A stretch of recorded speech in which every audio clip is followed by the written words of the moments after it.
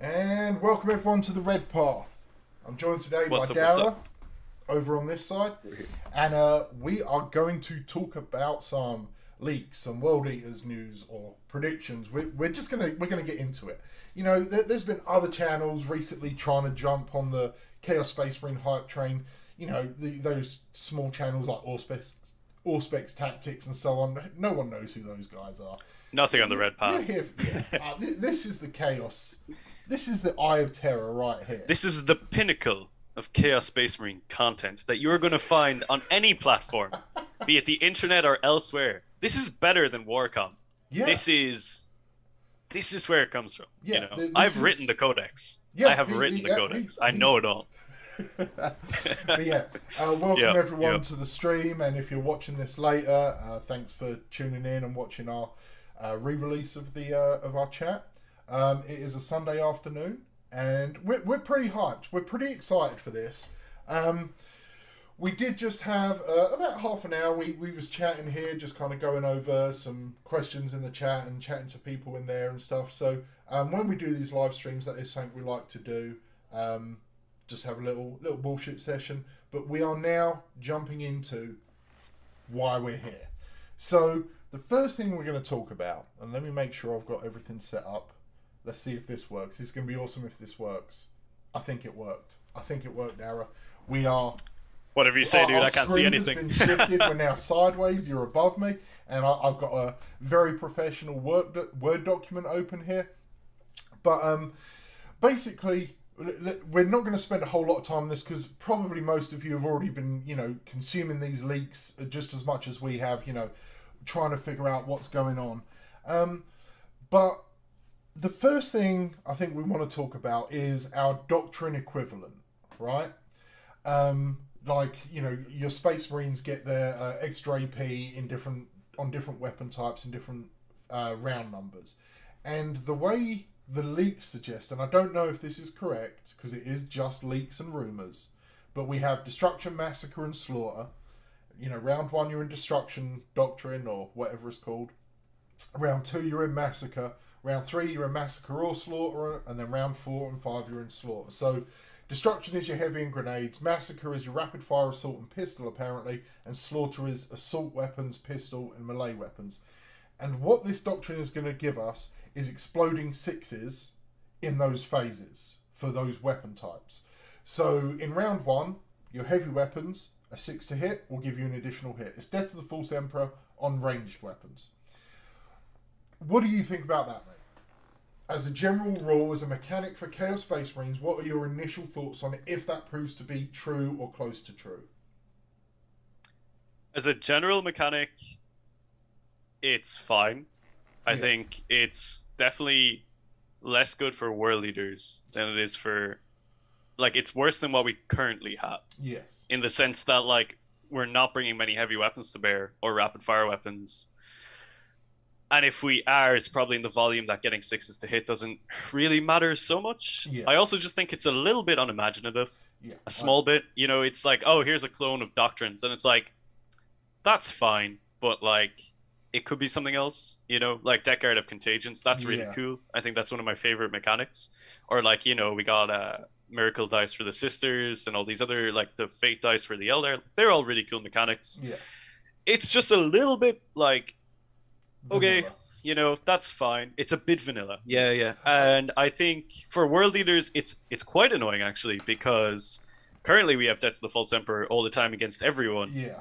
Which is great, because a lot of the time we're in combat in turn 1 and 2, especially if we're using Warp Talents and stuff.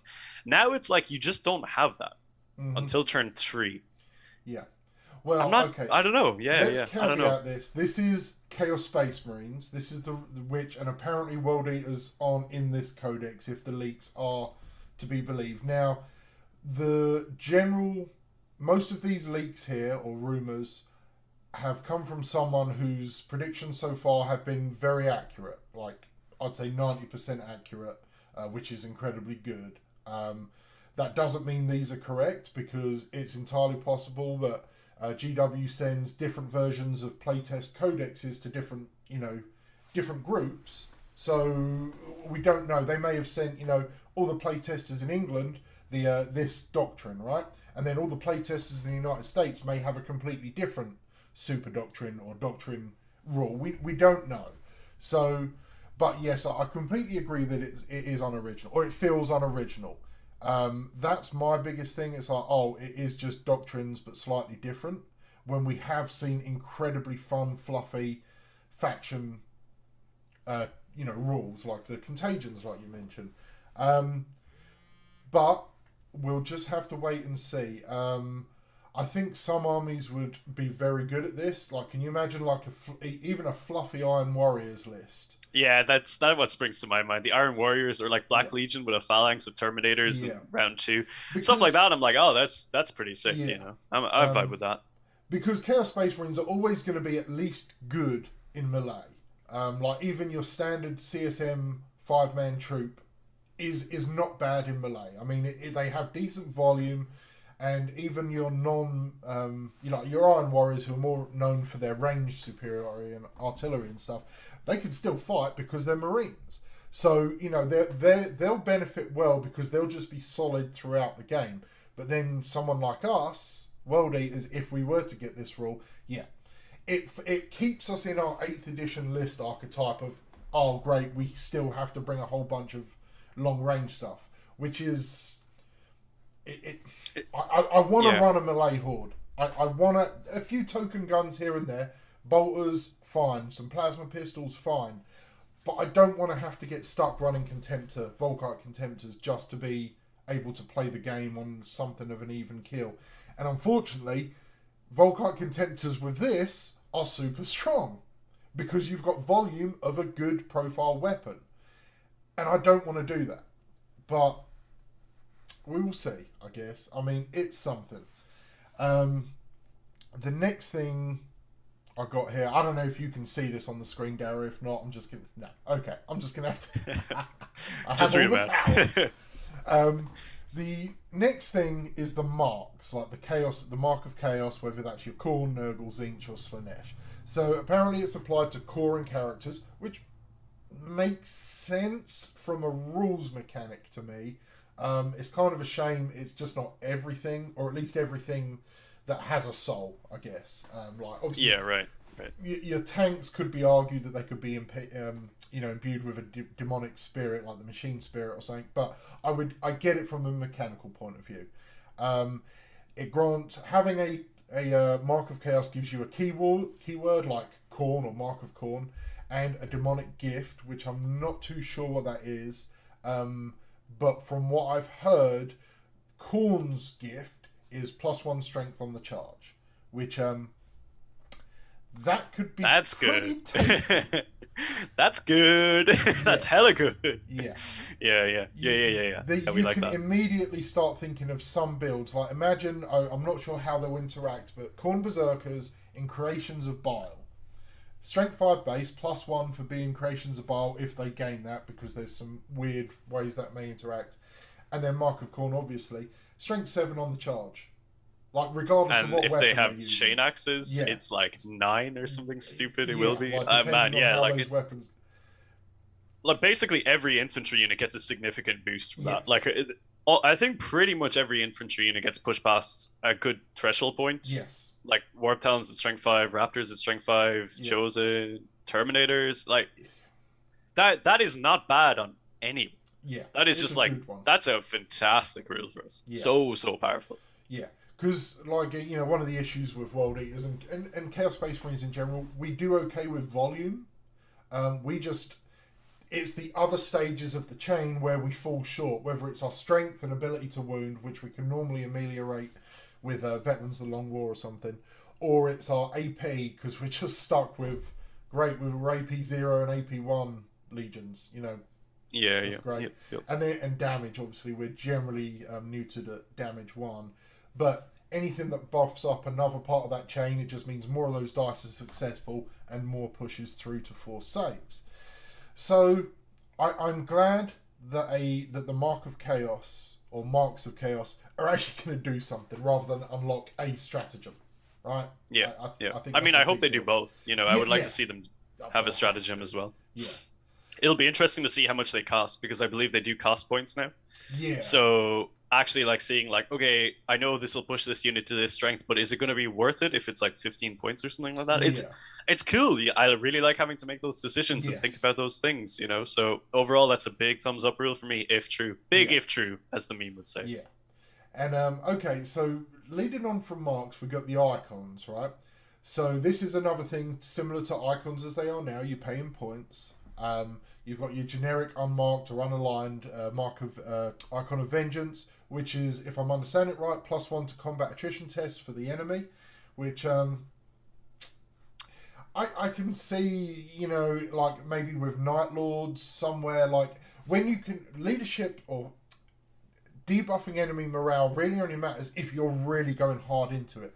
But it's so much to remember. I've never once remembered to use my -1 leadership from my Raptors in 4 or 5 years. Never once. You gotta do it, man. Gotta do it. It's so good.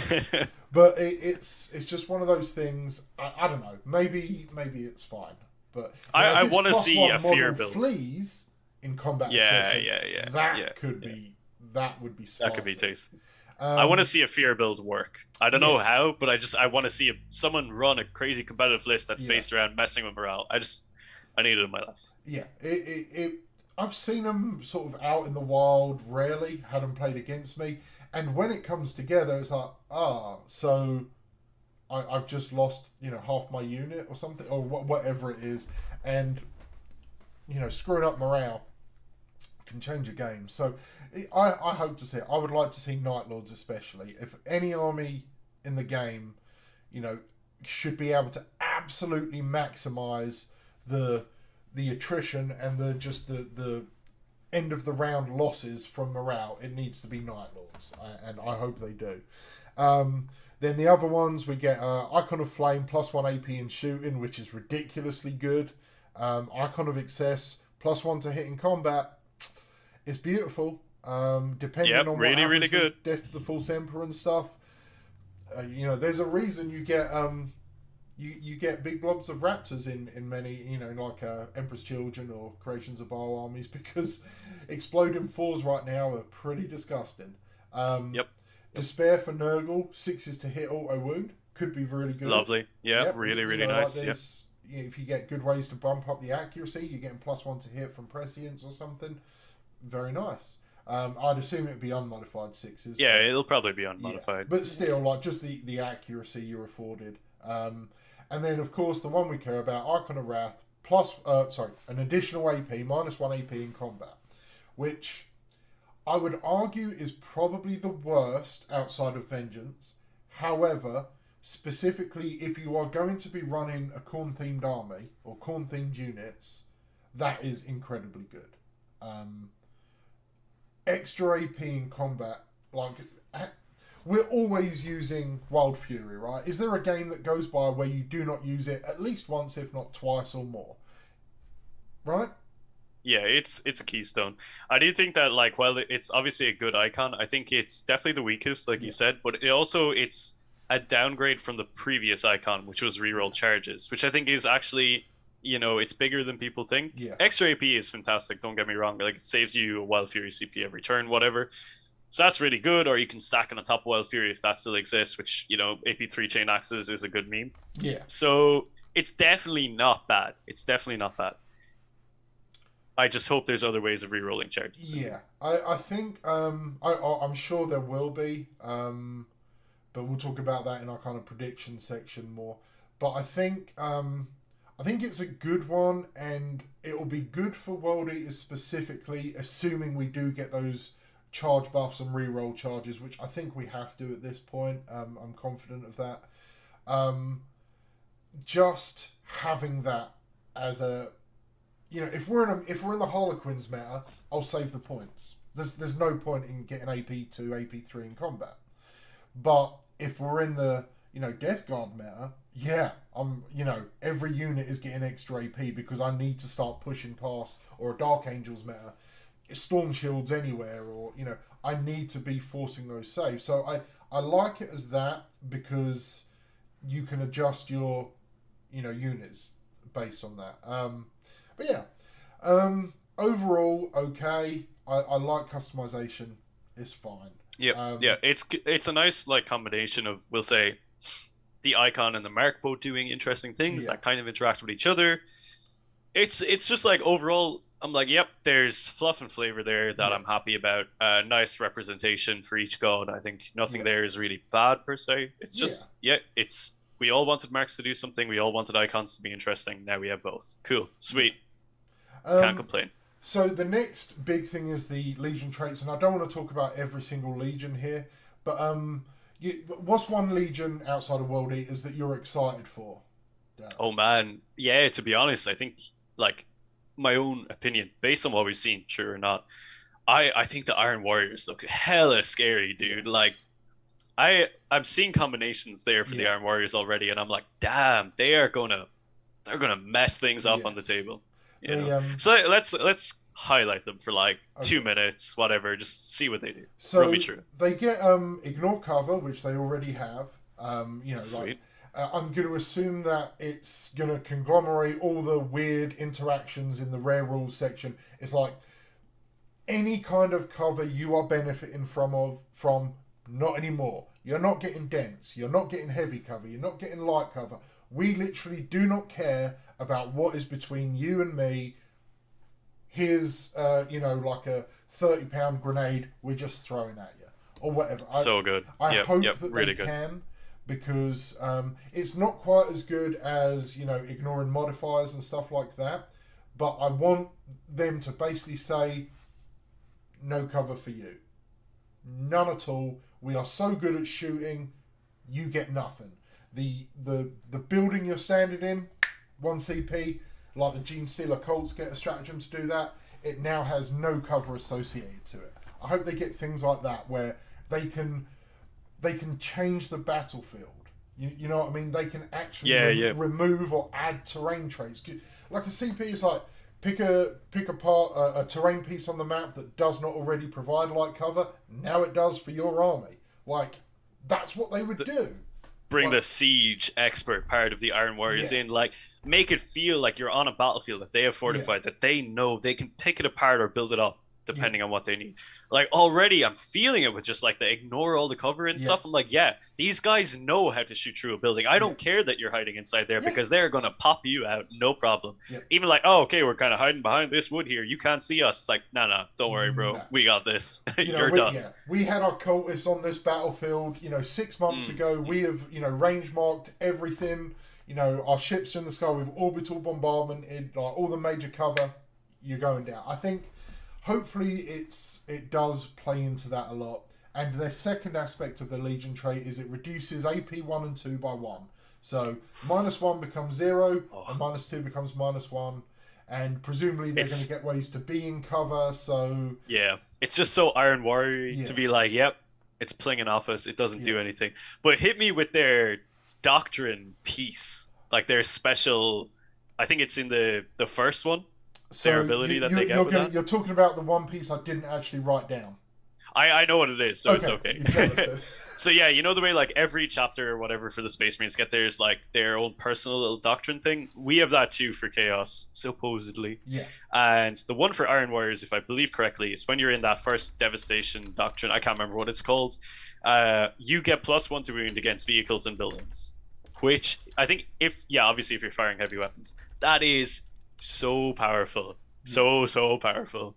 +1 to wound with your heavy weapons when they explode on 6s to hit is terrifyingly good. Like if it's in any way like a vehicle meta, like Harlequin boats, Tau, X, Y, and Z, anything like that, oh my god, they're gonna pick up. Like, imagine the potency of a Havoc squad just goes from like where it is right now to into the stratosphere with these like couple of abilities. You give them the Zinch, I think it was the icon, right? So they get extra AP. -1 AP in shooting, more AP on their guns. Like, oh man, I think so. I love that.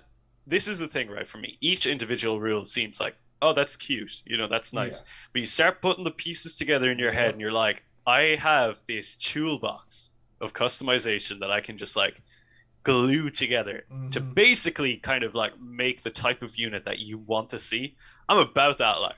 I just think that's cool. It's just fun, you know. And Yeah. I'm excited to see what people do with it. Unfortunately, there's probably some really busted shit in there that's going to Yeah. just like absolutely ruin people's day. But you know, That's going to happen. The one I want to talk about, and hopefully you know their specifics, because this is more from a lore or kind of just I love them. The word bearers. I want the word bearers to be the shit. I want those boys to go out there, just march up, you know, their prayer book, the Lectitio Divinatus or whatever the hell, in hand, swarms of cultists, marines just marching. I want them to be good. And their Legion trait, they reroll hits after charged or heroic intervention, which, you know, they have that kind of zeal, that zealousy. I can see that, like they're just absolutely, you know, beating you to death with their evil Bibles. in the slaughter doctrine, that's like insane, yes. Right? Because you can fish for sixes. If you're like hitting on a reliable number, just like, yeah, we go again, we yep. get those sixes, and we're picking up, you know, left, right, and center. It's very thematic for them. It's like, I kind of was expecting something more to do with, you know, like, always get +1 to psychic tests or something, but I do like that because it does play more into the fact they are still Marines. Like, they're still Astartes or Heretic Astartes, and it's easy to forget that, you know, like, especially coming from a World Eater's perspective, like, oh, we're the fighty guys, or, you know, the Emperor's Children are the very, you know, precise duelists, and Iron Warriors are the shoot you from 30 miles away. We're all evil Astartes, right? We're all huge, monstrous killing machines. Even the word bearers, for a bunch of nerds, like, but they are, right? You stupid nerds. But I mean, you've got the Galvor Bark. You've got who was that? The Ashen Circle as well. Yeah, the sniper guy from the Horus Heresy, who was kind of man, dead. I forgot about that guy. He was so sick. Yeah. He was sick. John but like Grammaticus and stuff. And, dude. I just finished listening to Legion today. Okay. Like John Grammaticus' first book. What a dude. But like they're sick. They got loads of like, you know, that sort of religious seal that embodies them. You know, they're still like smarting over Monarchia, which is sick. You know, they're like they were the first to have possessed. They were the first to be chaos. You know, they are the OGs. Yes. They're sick, and I believe that they're being represented quite well. And from what I've seen, word bearers look out like, okay, even if you think about it, right, re-rolling hits in combat when they charge in. You combine that with the Slaughter Doctrine, where they're getting those sixes or extra hits, right? You combine that with the Nurgle Banner, I think, which is sixes to hit or automatic wounds. Yeah. Already you're seeing combinations. We're only looking at a very small subset of leaks that we've seen. You put that on like a basic squad of Chaos Marines, you're like, hell yeah. You put that on Warp Talons or something, or Raptors, or... Man, like the possibilities already in my head are like, oh, okay, like you see one thing and then it's like, but I can do this, and like the power level just starts to move up for these really units. Does. So again, really interested to see how much banners and marks are going to cost, because adding this extra power level, is it always going to be worth it? I'm so curious about that aspect. And the other half of their trait is 5-up, feel no pain against mortal wounds. Great, absolutely love it. It's, you know, it's all mortal wounds. It's not just psychic mortal wounds and stuff like that. So it's a good power. It's quite prevalent and common now. I'd also anticipate they get, you know, buffs to summoning, buffs to psychic powers and prayers, maybe some negative or some debuffs to opponent stuff. I think... Let me just remind everyone that right now the word bearers have +1 to their leadership, and it's either that or like reroll morale. That's their thing right now. So this is such a significant, it's such a big boon for them. And I can't remember exactly what their doctrine specific thing is. I think it's in the slaughter phase, the combat one. And I remember reading that and being like, ooh, that's... I know in my initial read of the leaks, I was just like, the two that jumped out at me were Iron Warriors and Word Bearers. And I was like, those guys are they're both gonna take heads, one in range and one in combat, which I'm like, you know what? I'm here for it. I'm totally here for it. Yeah, the one. Let the galaxy burn. Yes, the good thing about that is because I'm a fan of pretty much every Legion, but after World Eaters, it's Word Bearers and Emperor's Children, which are like my, you know, second favourite children, you know, like the ones Interesting. that, you know, Interesting. I still let them eat Yeah. at the dinner table and stuff. But because depending on if we get a World Eaters Codex and if we lose access to a lot of units, the rest of my stuff I can run as Word Bearers, I can run as Red Corsairs. You know, the paint scheme is so close, no one's ever going to have a problem with it. Like if World Eaters lose access to the basic Marine, you know, I've got the core of a Word Bearer's army now, so I'm okay with that. I mean, I'm happy for you. I'll never play them. Unfortunately, I do not have that so, ability. I'm just, if they do that, I'm just fucked, basically. You can play white and white base Word Bearers, right? I'm sure, like the. I'm just gonna be angry. That's it. I'm just gonna be pissed. All right. I'm gonna go on. Do we have anything from chat before we move on? Actually, yeah. Any questions? Any big revelations? So, quite a lot of chat here. Apparently Mutilators are going to be World Eaters exclusive. I would love to see that. Oh, hell yeah. Give me that. That would be sick. I could see that because I wouldn't surprise me. What does you know what? Actually, if they make it so that like Mutilators are basically the Devourers, I think that could be cool. Yes. That could be pretty sick. Yeah. Our T5, 4 or 5 wound, squad of 1 to 3. Yeah, I can see it. Jonathan Haynes says, what does a Khorne Demon Prince truly need to make up for the lack of Psychic? More than +1 attack, I can tell you that. That's actually such a good question. Well, I think, you know what? Sorry to interrupt, but I think Araka the Warfiend from the Chaos Demons book is actually a good example of that, because he can deny 2 psychic powers per phase. That's what I was just going to say. Give him a deny, give him a -to cast around him, and give him the bonus attacks. Yeah. Then we're looking at something interesting. I think that's the minimum. I think you definitely need at least 1 deny, maybe 2 denies, or a debuff and a deny, something like that. The attack should just be, on there no matter what. I still think they need a bit more, because a psychic power can be so much more influential than a deny. If you're a psychic, you can use the psychic in every game. If you've just got denies and you go against Tau, you're still paying a premium for a... So I think alternatively, what they can do is because we've seen it before, it's different price points, right? So you can have a Demon Prince with the Mark of Khorne cost, I don't know, 150, and you can have Demon Prince Mark of all the other ones cost 180 or something. It's possible to do that. Yes. Yeah, I don't know. Look, it's an interesting one. It's always a very tough dynamic to balance when you have a certain subset of an army that can't do something that everyone else can. It makes it incredibly difficult to appropriately cost units. Like, we've seen the problem with the Obliterators not having Mark of Slanesh, not having all the psychic buffs you can put on them. It is an issue that, to be honest, is just inherently impossible to balance, I think. So no matter what happens, I think at the end of the day there will still be a negative. But it's a really good question, and it's interesting to think what could you give them? And I think the deny is good. I know Araka the Warfiend also has a thing that as he kills more units he gets more powerful. That's kind of interesting too as well. It's really Khorne. Little things like that, they can be creative. We'll see. They can make it close to balanced, but there's always going to be a build. There's always going to be the best way to run a Demon Prince, and it's normally with psychic powers, the Intoxicating Elixir, or something like that.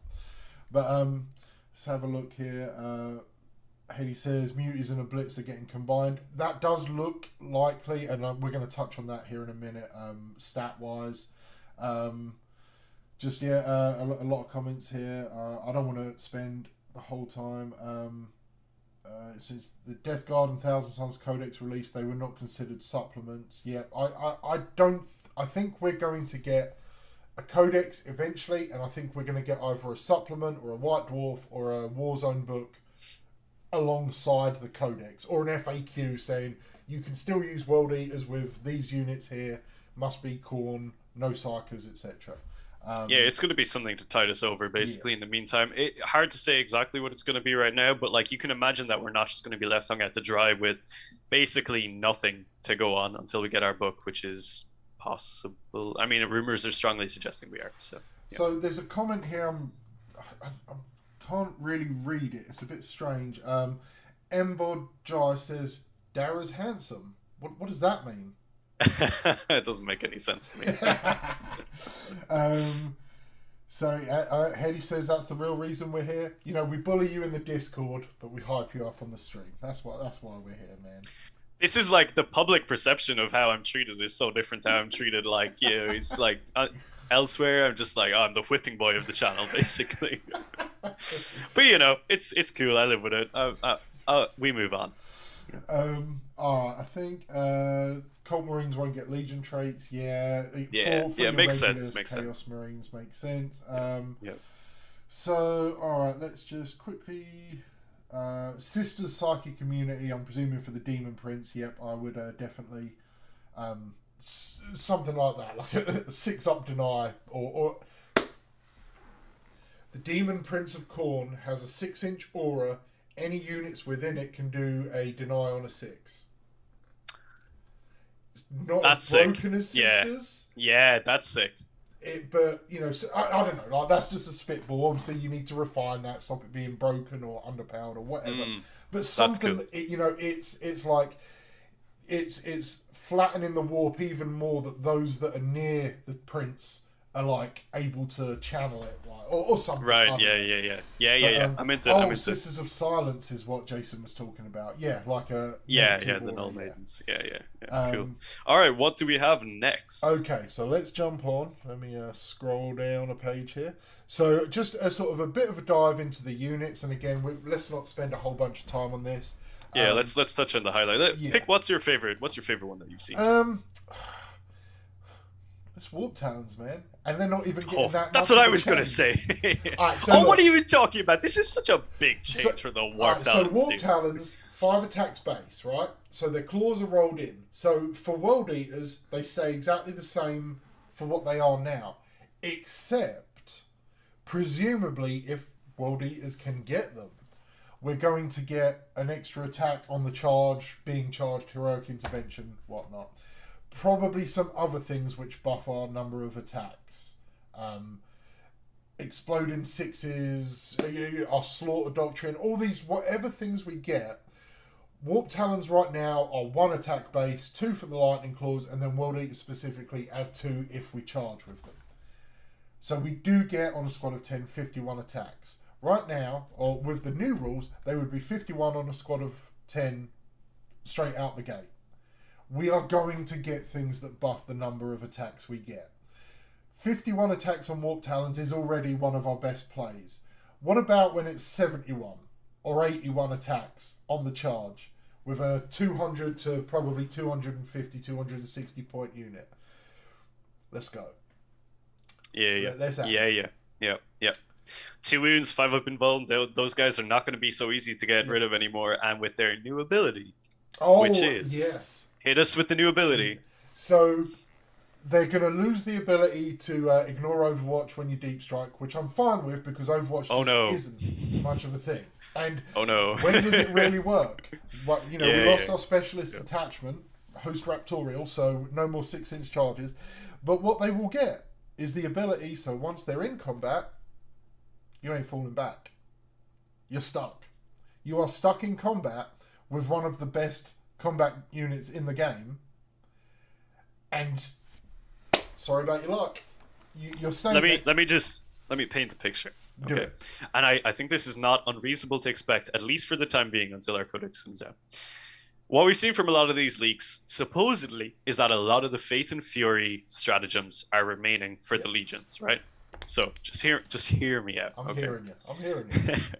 You got your 10 Warp Talons, the Apoplectic Frenzy up the board. They absolutely murder the ever-loving crap out of the first unit that they touch. Yeah. And then we 6-inch consolidate into another unit after that. They can't be killed because they've got 2 wounds, 5 up now, and they're like pretty hard to shift. You just bad touch some other army or some other unit in the back, and now they can't fall back from you in the next turn. So you just murder them in the opponent's turn. And because you would fight first in your opponent's turn, wouldn't you? It's game, unless they charge you. And if they're charging in, you're like, oh, hey, cool, I don't mind that you're charging my unit of Warp Talons. The amount of discord and chaos they could sow if we keep those abilities it is like disgusting to even speculate the power that that unit Yeah. could bring to the table. Man, if they cost 400 points through 10, I am still bringing them, no problem. Because yeah, Because that is they can game winning. they can That win is a game game by winning. themselves. Look, Yeah, look, yeah, look, yeah. look at your average Tau, deployment right now. Okay, the only way most Chaos Space Marine lists, or any, I'd argue any Chaos Space Marine list, can even hope to win against Tau, is going first and getting something in their turn one. If you can do that turn one, you've got a slight chance, right? But now, like you said, okay, like my 300, 400 point of Warp Talons, the only charge I've got turn one is a squad of Fire Warriors. That's a bad trade. But behind them are their 2 Crisis Bombs. So I'm going to eat straight through those 60 points of Fire Warriors, and I'm going to touch those 2 Crisis Squads. And yes, they will shoot me a little bit in combat, and they will punch me, and they'll pick up maybe half of a squad, depending on what the weapons the models that can shoot are equipped with. But they are not shooting everything else on the table.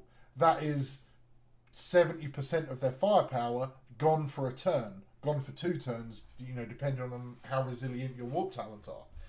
They are not using their stratagem to fall back and shoot. They are not using any, ethereal power to fall back and shoot. They're stuck. And immediately, that's just one trick. That's one trick in the arsenal of tricks we're going to get. That suddenly... Even little plays with like small 5-man units just go around and stick guys and stuff. Oh man, I think they're going to be a serious... I really do hope we get to retain them for the World Eaters. Yes. It's like one of my biggest fears because I've painted so many of them and I don't want to lose them. Yeah. So yeah, let's hope they don't just disappear randomly with the Codex. Yeah. But yeah, so sick. Look, that unit is hella spicy. Like they're good now, you know. Oh, they're very even despite everything. Despite like the state of our Codex, the Warp Talons are still a top tier unit right now. Absolutely. With these changes, hell yeah, like they're gonna be spicy. 2 other units. I'd like to talk about more, but I'm going to talk about 2 other units because I think they'll be quicker. I want to talk about the Noctilith Crown, the 4-up invuln aura versus shooting. I think that is massive. I really, because that is one thing. We have our 5-up invuln aura prayer. We have our -1 to hit on 1 unit. Alpha Legion can do a little bit more defensive stuff and whatnot.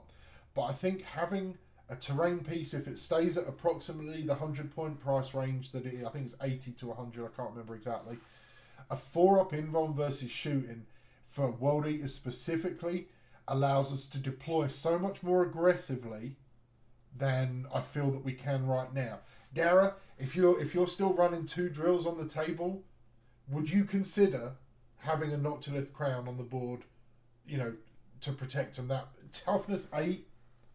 I would say very simply, put it like this, right? So, we all know I love my drills and I love starting them on the board. Yep. And almost like up until very recently, I've been running a Dark Apostle with them, with the Dark Disciples, specifically just for the 5-up Shroud. Yep. To just drop on them at the start of the turn. He is 100 points, I want to say, with the Disciples. 90 points, 80 right? 80 plus 10 for the Disciples, yeah.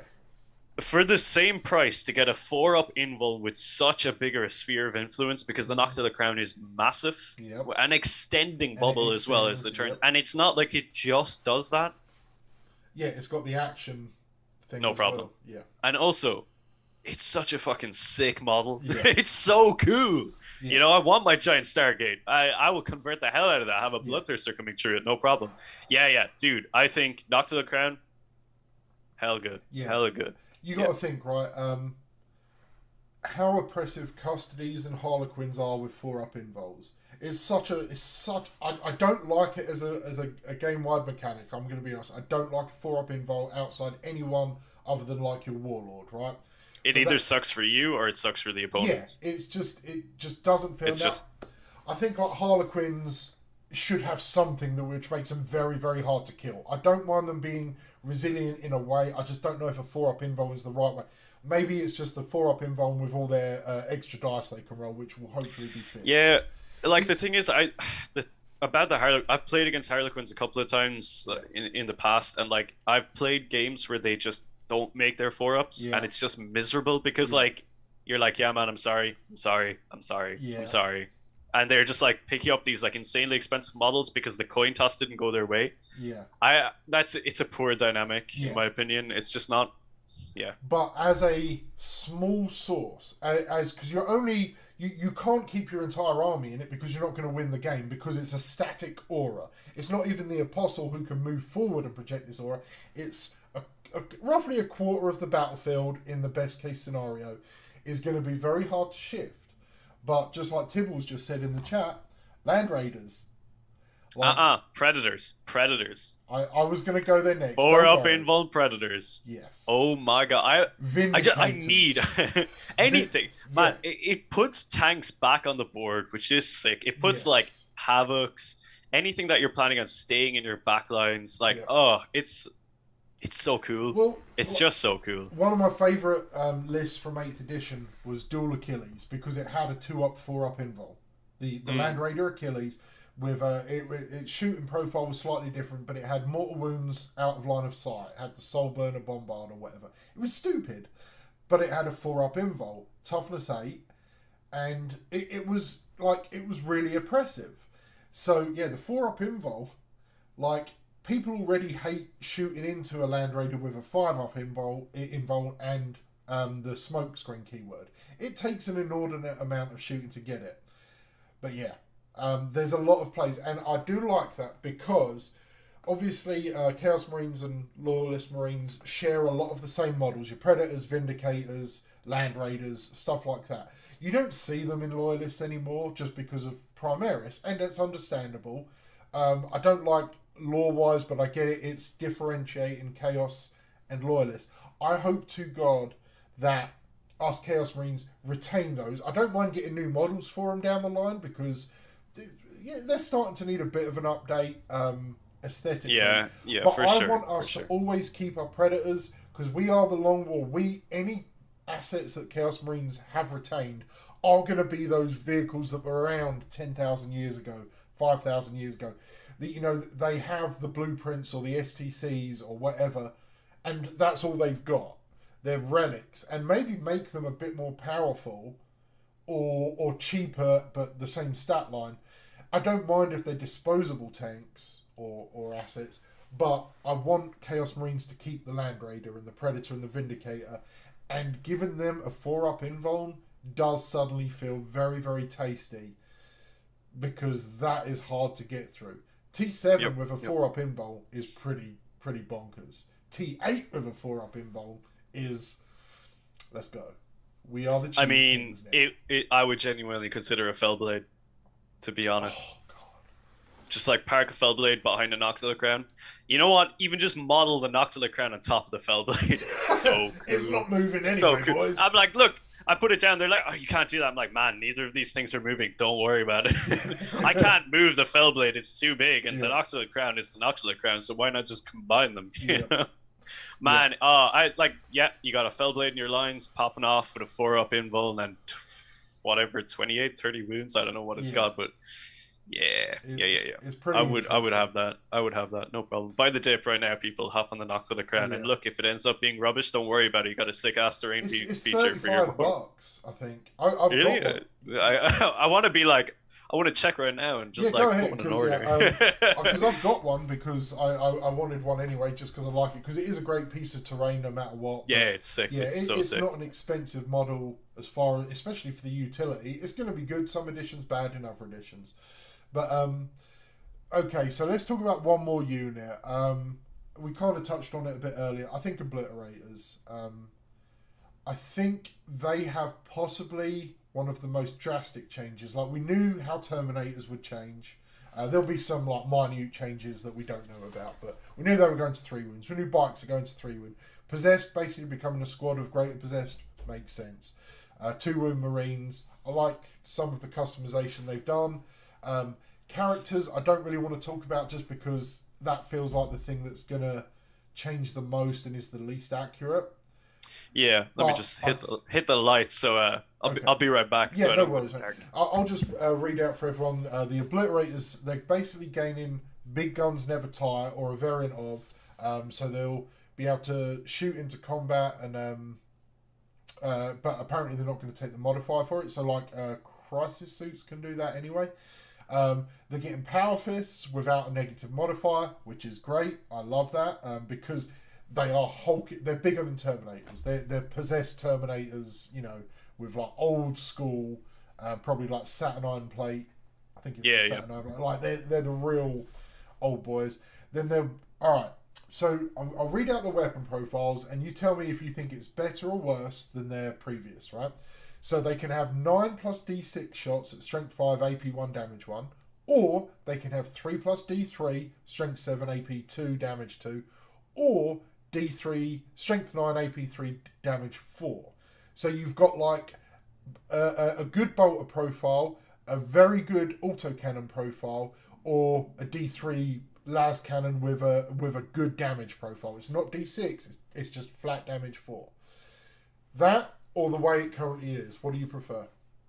Give me the new one every day of the week, man. It's consistency. You know what you're getting into. You don't have to worry about rolling good or rolling bad, depending on the situation. You've got 3 profiles that can go into a lot of different targets and do well into all of them. It's fantastic. Yep. Fantastic change. They're going to be really good, in my opinion. I hope they're not busted. I hope they're pointed appropriately because they seem strong. Do you remember that brief window of time? I think it was roughly when the new models dropped. It became 110 points for a squad of 3 because GW, and it was like, it's so obviously wrong. I don't think I actually ran them at that point cost, but I remember there was a Tabletop Tactics video with the Beard playing with his 3 squads of 3 iron, where I was like, you go for it, dude. Like, because, you know, he's the Chaos Lord Beard. He deserved it. He deserved it. He deserved it. But no, they look hype. They look hype. Hype as hell. I do like that weapon profile. I like the small changes. I like them shooting into combat with and having power fists. They are a utility unit. They're going to have deep strike. Every army is going to suffer against these. I think, depending on how they're impacted by buffs and Legion traits and stuff, having exploding 6s is going to be very nice for them. It will make the choice harder as to whether you start them on the board, because 9 plus D6 is an average of 12 shots. So in a unit of 3, that's 36 heavy shots, unless they're assault guns. I don't know. It depends what they do. But if they're heavy guns, which is what is implied because they're not going to get the negative modifier from shooting into combat, then you may want them on the board, because that volume with exploding 6s is pretty good. Yeah, it's going to be interesting to see where they fall. It's a unit to keep an eye on. I would say. Any other units you want to touch on, or move on to the? I think they're like the main ones, to be honest. Like Chosen supposedly being 3 wounds. If true, very cool. I don't believe it's true.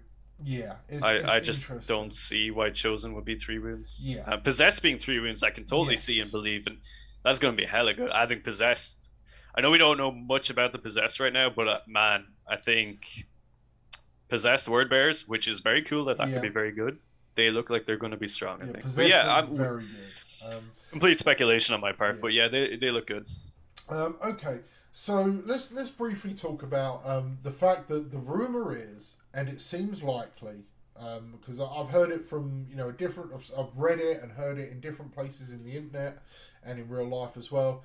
Obviously, World Eaters are not apparently in the Chaos Space Marine Codex, which does go along with rumours that we'd been hearing for a while, even before this dump dropped, of a World Eaters supplement / White Dwarf / Warzone book, Caradon book or whatever.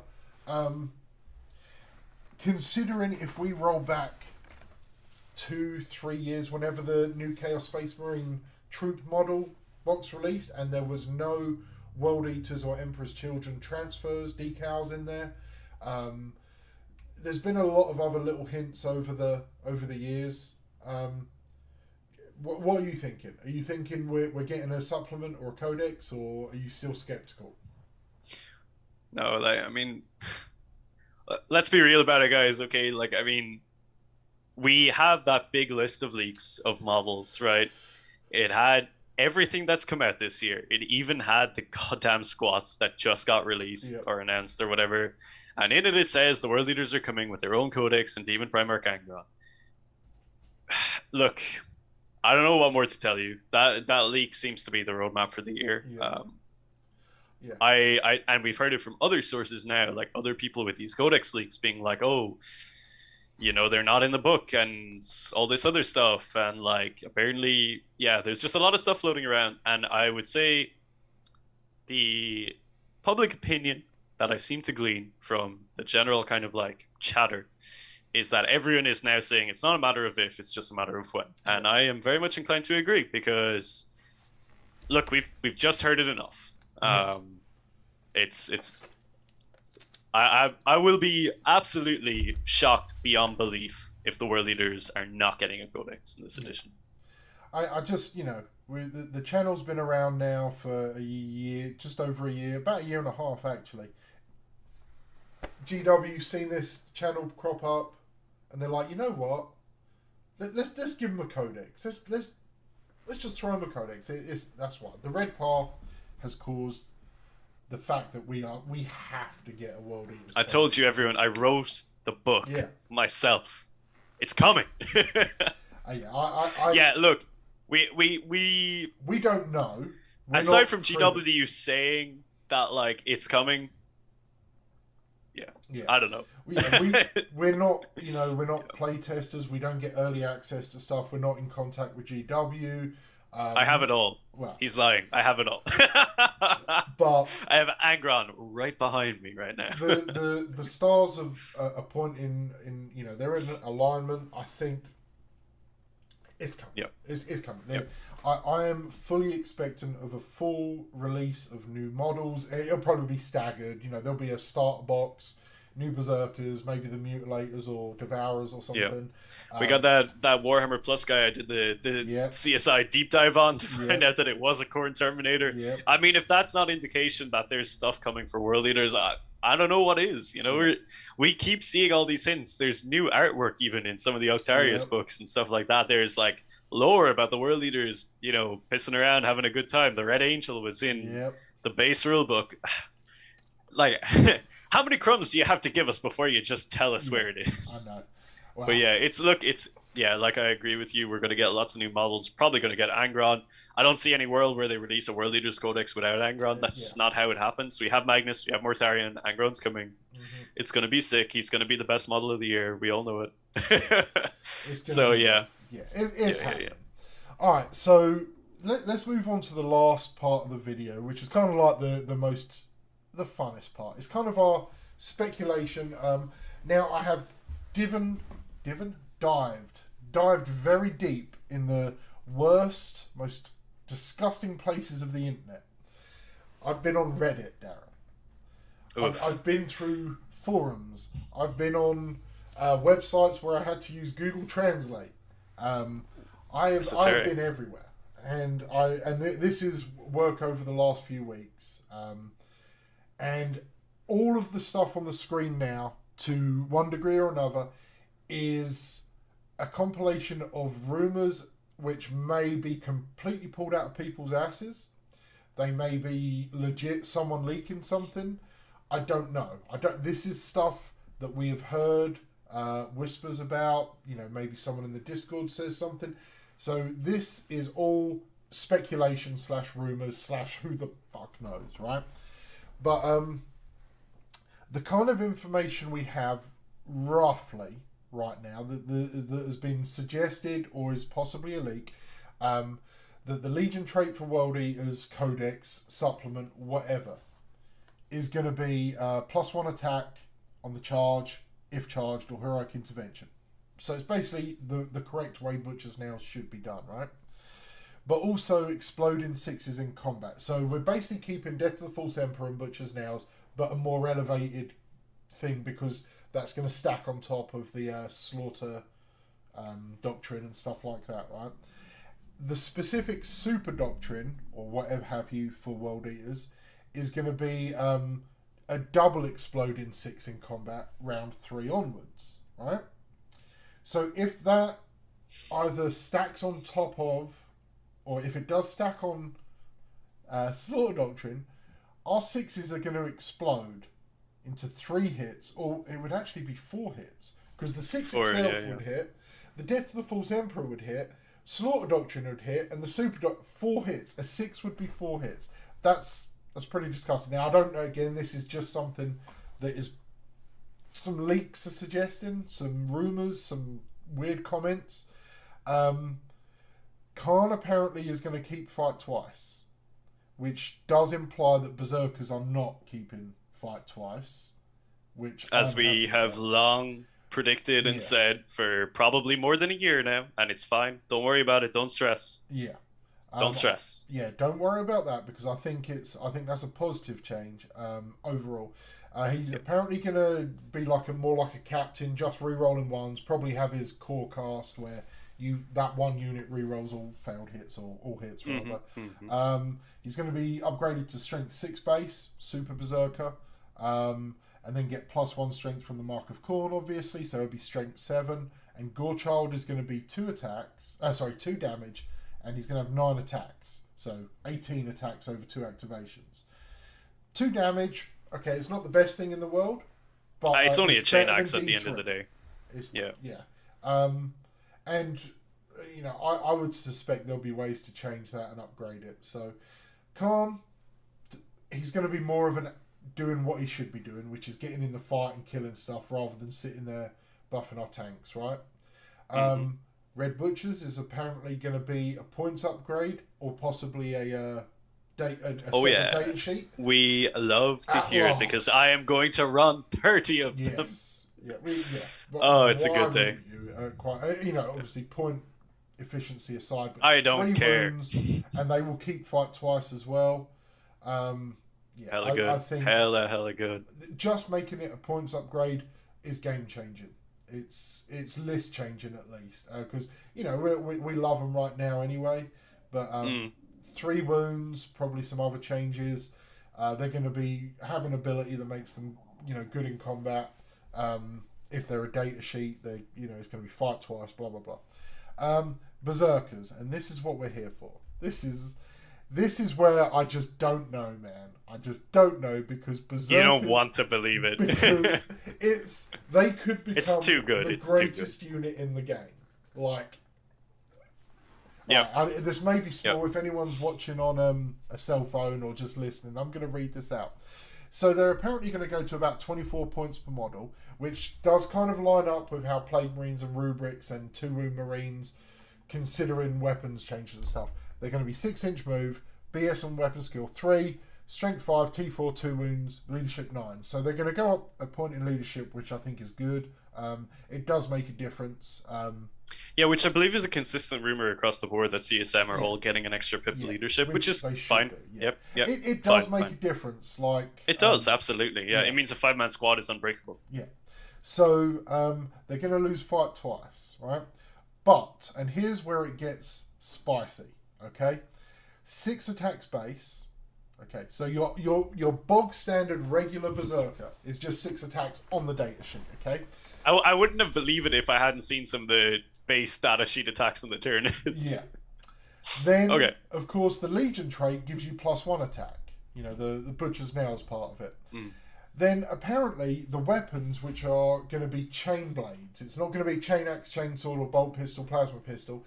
I think, from piecing together some jigsaw pieces, you're going to be able to take a chain blade and a bolt pistol, presumably upgrade a couple of plasma pistols just to keep a bit of carryover from the old kit, or you're going to be able to take 2 chain blades, which is your axe and sword models, right?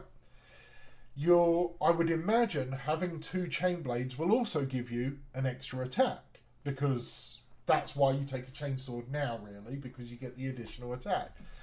So your stock Berserker is now 8 attacks on the charge.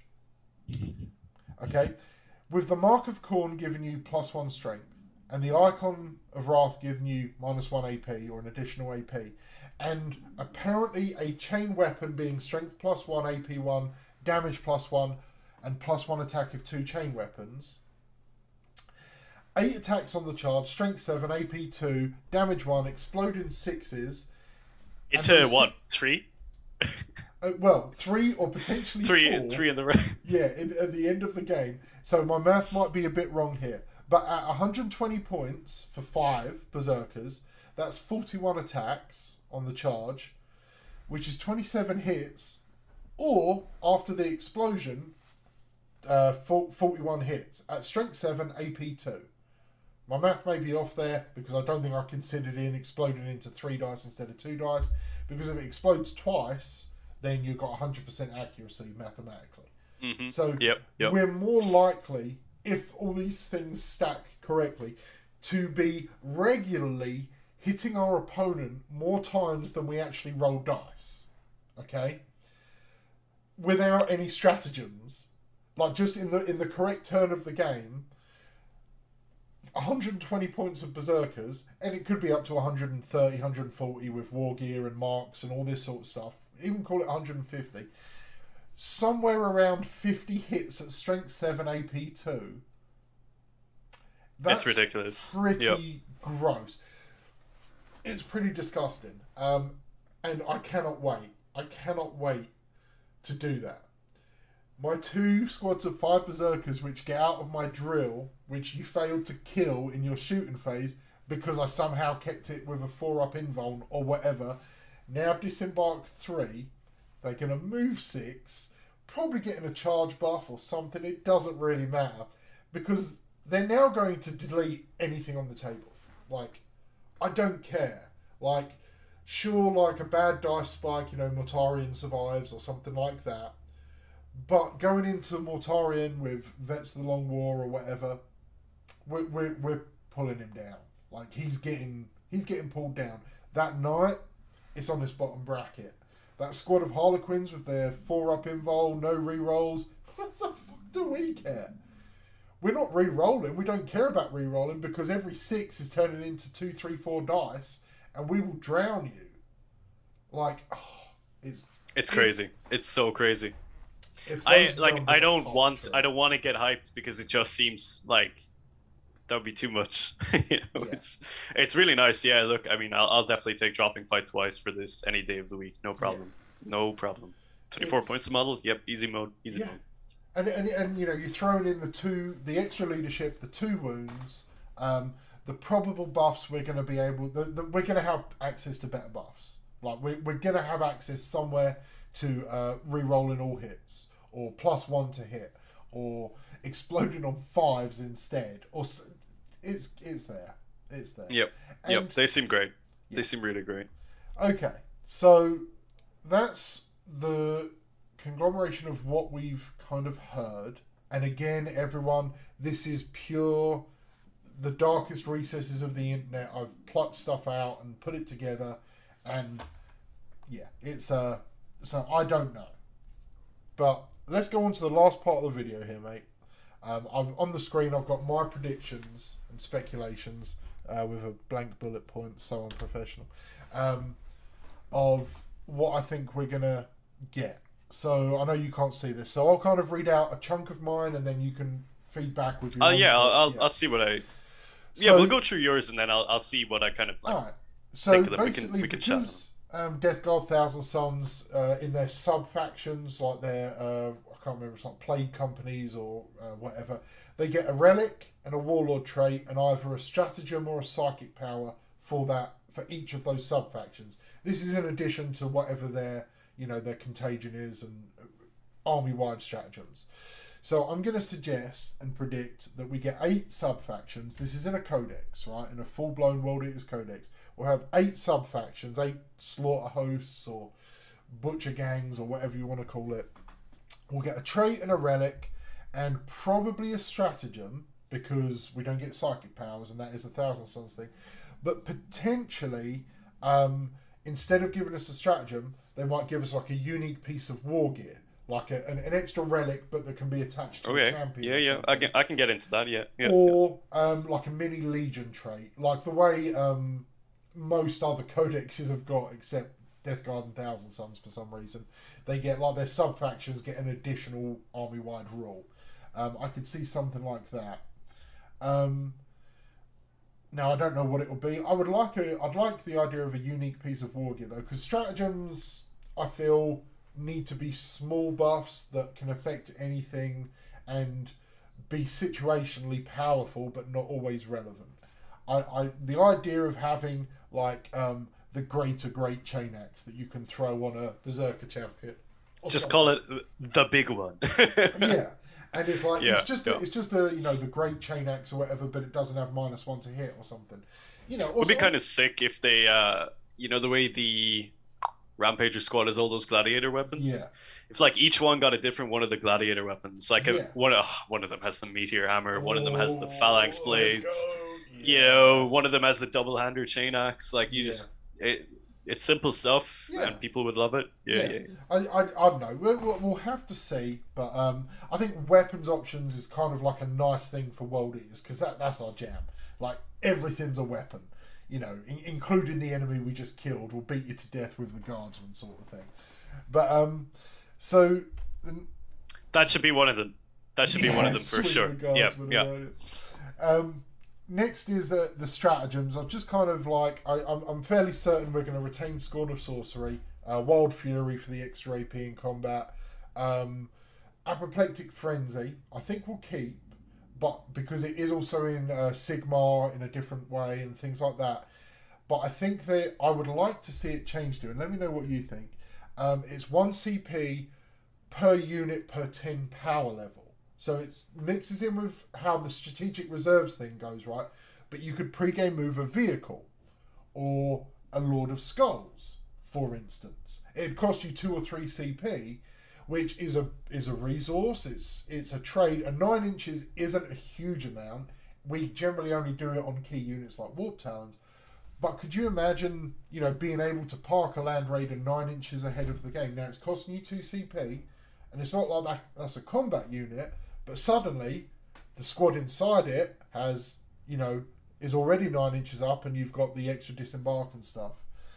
What are your thoughts on that, or do you think it's just going a bit too far? Yeah, I think it is, to be honest. I think the way I look at it is this, right? Currently, Apoplectic Frenzy is one part of the crutch that our book is holding itself up on, right? True, it's one of the most powerful tools we have at the minute in our arsenal. It allows redeploy, repositioning, alpha strikes, etc., etc. I would hope that in a new book, especially a World Leaders Codex exclusive, we don't need to have the capacity to alpha strike our army that are into the opponent that hard, or like position our units that far forward. I would like to think that we can stand without that, because I think, to be honest, if it was that, and I do like your version of it, I do like that part of it, but if it was that strong, I would probably just get a bunch of Possessed or a bunch of Berserkers and spend all the CP I need to fire them all up the board and then just win in one turn, because my guys are that deadly in combat. Or do it with jump troops or Hellbrutes or whatever. I just think it's a very strong mechanic to carry into a modern era codex, I think. Yeah, I agree, but then, you know, I look at all the armies that have redeploys and infiltrates and stuff. I think we will keep something. I've got another idea here as well, which is almost a replacement. Let me just jump onto that. So it was a... Oh, didn't I even write it down? I could have sworn... basically some way for... pre-game, it was as a Legion trait. When deploying, this is as like a sub-faction Legion trait. When deploying, you may deploy every unit you deploy D6 inches ahead of the deployment zone boundary, and it can be within 9 inches of an enemy. So if someone sticks their stealth suits there, I put this Berserker squad down, D6, 6 inches, hello. Yeah, I way prefer that. I think that's cool. Yeah, I'm into that. I'm into that big time. Yeah, I think now it's army wide and it's D6, so there's I only rolled a 1. Make that one of the sub Legion Berserker Madmen pack things. Yeah, perfect. And it could be on infantry only or something like that. But yeah, just as it's a neat little mechanic, and I don't know. But then I think here's one of my original content ideas, right? 1 CP, this is on an infantry squad. If only the aspiring champion or equivalent, like Berserker champion or whatever. I know exactly where this is going, but continue. 1 CP, give it the character keyword. It re-rolls all hits for itself, and it must charge any enemy within 8 inches, and it gets +1 attack and +1 strength. I believe there's like a Space Wolf, or there used to be a Space Wolf. Yeah, there is. Lone Yeah, Wolf yeah. thing. Lone Wolf. And the Custodes have one as well, I think. Yes. Okay. Yeah, yeah. But It's so cool. It's so cool. Because how many times have you played a game, right? And your Berserker champion is the last guy alive in your squad. He's the last model alive. And he does the work. He goes in there with his Power Fist or Lightning Claw or whatever, and somehow survives. And yep. Here they earn a name, right? And yep. I want to be. We all have those stories. I read one of those stories like just recently in the Discord of someone that had that experience. Like, give us a way to reward that sort of awesome mechanic. Help us bring that flavor in our heads onto the table. Let me spend that CP to be like, yeah, this man, he's saucing it up right now, and he is going all in. And I don't care if you took Assassinate and this is bonus points. I don't care, because it's just cool. Yeah, it's sick. It's like, look, it's just a really cool one. I would love to see that. Yep. Yeah, I just like things that add a bit more fluff, a bit more narrative, but are also competitive, and they give you more agency in the game, more ways to interact. And it's like it comes out of left field. Suddenly you've got this little powerhouse. It may only be 2 wound model or something, but your opponent then has to completely change, because they benefit from Lookout, so now they can just nip round the corner and wipe that little squad of fire warriors or whatever because of their extra attacks. I think it's a tasty little trick that could be pulled, and it feels very World Eaters. It just, in my head, it's like, you just think about it, right? And it's like, you've had this squad of Berserkers just get charged by whatever, Harlequins or Black Templars. Actually, it should be Black Templars. Let's say that. They get charged by Sword Brethren, and they all get cut down except the last guy. And you play this stratagem, and you're like, I only have one guy left, and he is just ascended, and he just tears the squad apart. Moments like that are what I live for in 40k. I don't care how competitive or not competitive it is. That is it for me. That's I do stuff like that, and I'm like, yep, sick. Well, it's like Gifts of Chaos stratagem, right? When you finally remember that, oh, my character killed a character. Here's 1 CP to get D3 CP. Great, I got 2 CP. So now I'm spending another 1 CP. Oh my god, I just added 1 to his save. Like, or he's a spawn. Yes. Yeah. I love that one. It's my favorite one. Yeah, but like that sort of stuff is just cool. Yeah, we like that. So, a couple more stratagems here. This is 2 CP strat, I kind of thought of, I guess, whatever. When an enemy unit falls back, models in engagement range, so just those that are within 1 inch, not the half and half, just those within 1 inch, can attack as if they charged. So, my Berserkers went into your chaff unit, but you had too many wounds or whatever, or you passed your Harlequins past their 4-up invols. You want to fall back because you don't want to give me the opportunity to fight you and kill you. But if I've positioned and consolidated right, and I've got, like 6 models, I spend 2 CP, I'm fighting you with all the relevant charge buffs. It's like Cut Them Down, but obviously a lot better and a bit more expensive. I would say it's like that's one of like 2 CP with a 5-man, 3 CP, anything plus that, because it's it's an incredibly powerful mechanic. Yeah. I would even go so far as to say that's a 3 and 4 CP stratagem. Yeah, it's a free fight phase. Yeah. It's a free, and because it's the Berserkers, if they have that current stat line, that's basically a unit you're just guaranteed to kill almost all the time. Yeah, it's a good one. I could definitely see a stratagem like that existing, because there is precedent for it. There's stuff like that kind of in the game already. I can see that coming up. I just hope that is not as abusive as it could be. Oh yeah. All of this is said with obviously the intent that it isn't broken. It feels fluffy and is powerful, but isn't the thing, oh, I'm doing this every round to win the game. Go on. I thought of something pretty funny. Do it. You know the way there's like that dynamic at the minute, I don't know, it's like the dance that I often have, where it's like basically I trap like 2 or 3 units in combat doing the old encirclement, and it's like, cool, you can choose one of these to fall back with your stratagem of like, breakout or whatever. You have this and you're like, yeah, you can choose if you want, but no matter who you choose, they're just going to die. And then the other ones die anyway because they're still locked in combat, so it's like, that's funny. But we should be dominating the fight phase. We should be up there. Like, okay, there are other armies, your Orcs and Black Templars and stuff. They should be, absolutely going toe to toe for us. But I don't I want to be a bit more engaged in the psychic phase with denies and stuff, but I don't want prayers in our psychic phase. I don't want prayers to be a huge thing that replaces the psychic phase. I don't want to be bringing 50% of my army as shooting. I want everything in the fight phase. If you didn't bring something that is an effective counter, you are done. If you let my World Eaters get into combat with you, it's over. Like, you have to stop me getting there. Like, yes, you'll have your interrupts and stuff, but I want that to be like the Tau are right now. If the Tau get a shooting phase, now I don't mean that as in I want to be broken, because if the Tau get a shooting phase, it's uninteractive. To get into combat, I need to be able to move, I need to be able to charge, I need to be able to survive Overwatch, I need to break through your screen. That you have a lot of agency in preventing me. But if I outplay you and get 2, 3, 4 squads of Berserkers in, I want you to feel the pain of buckets of dice, and you're looking for 5s and 6s, and you know it's a bad day for you.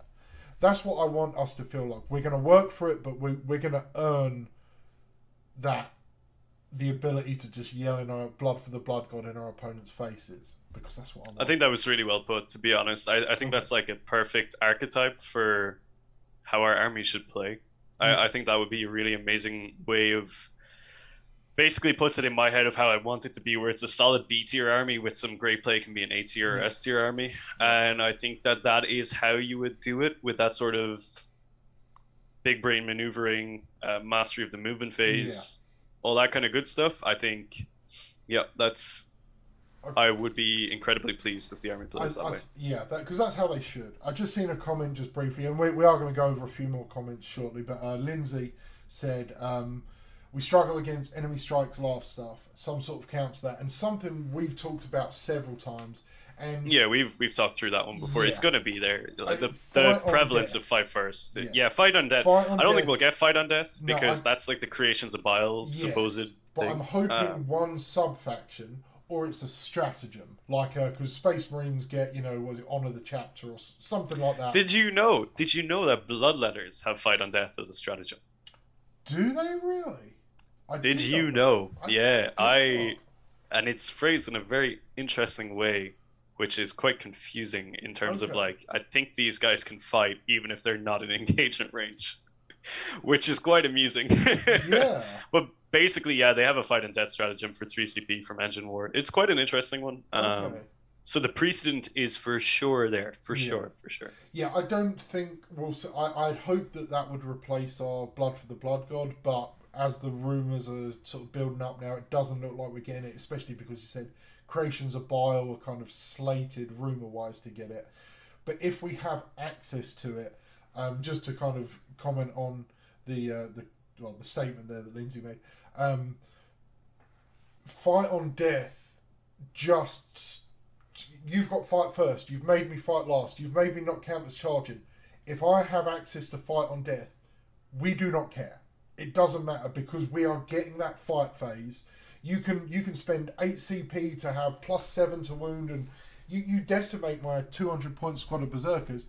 If I can do a fight on death, they are going to fight, and they are probably going to kill. Even your Berserkers right now kill most things. Like, within their price boundary, anywhere from 0 to about 150, 160 points, they're killing most things in the game with one complete activation.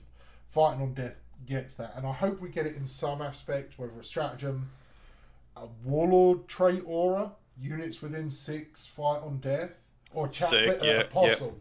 An apostle give it to Angron. Angron, yes. God, Angron. Okay, I've got one more stratagem I want to talk about. Hit me with it. And I've talked about this a lot.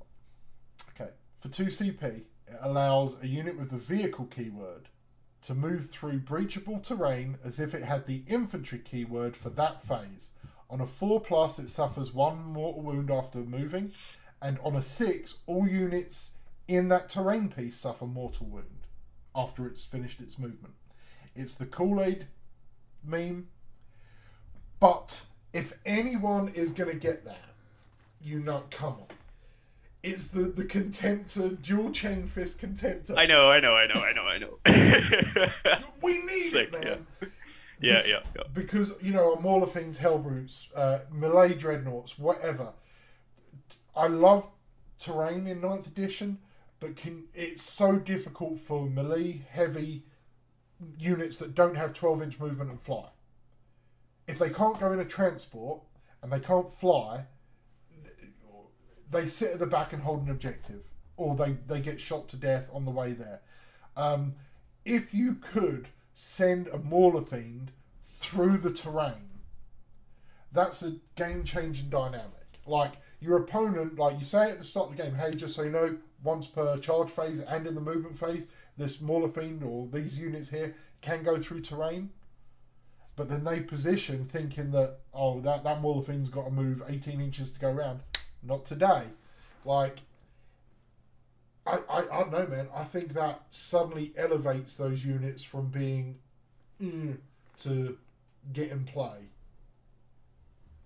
I think you can do it in a way that is similar to some other things we've seen in 9th edition so far. So basically, call it a 5-point upgrade for a Dozer Blade on tanks. And then the stratagem is however many CP, one will call it, and it's like for keyword Dozer Blade or keyword Hellbrute models, you can breach a wall.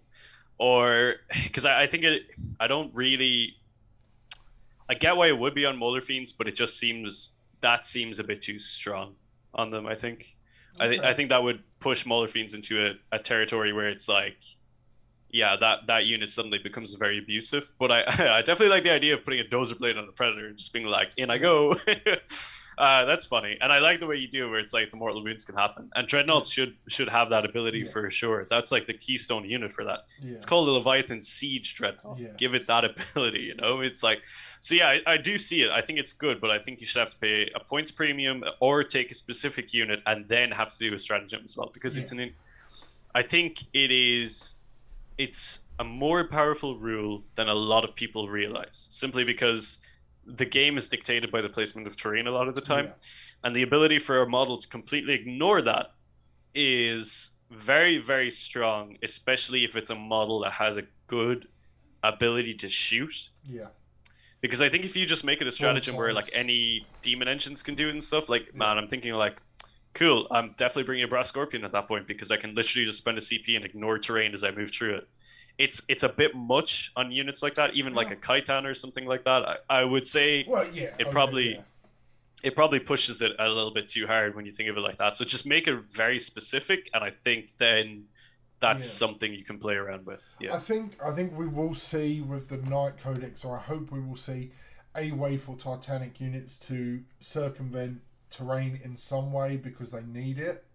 I don't know what it will be, and that may carry over to like other Lords of War, but that's besides the point. And yeah, I mean, obviously this is something that needs in that limit. I like the idea of the war gear adds a keyword, the keyword unlocks a stratagem, so you're paying resources, which is fair.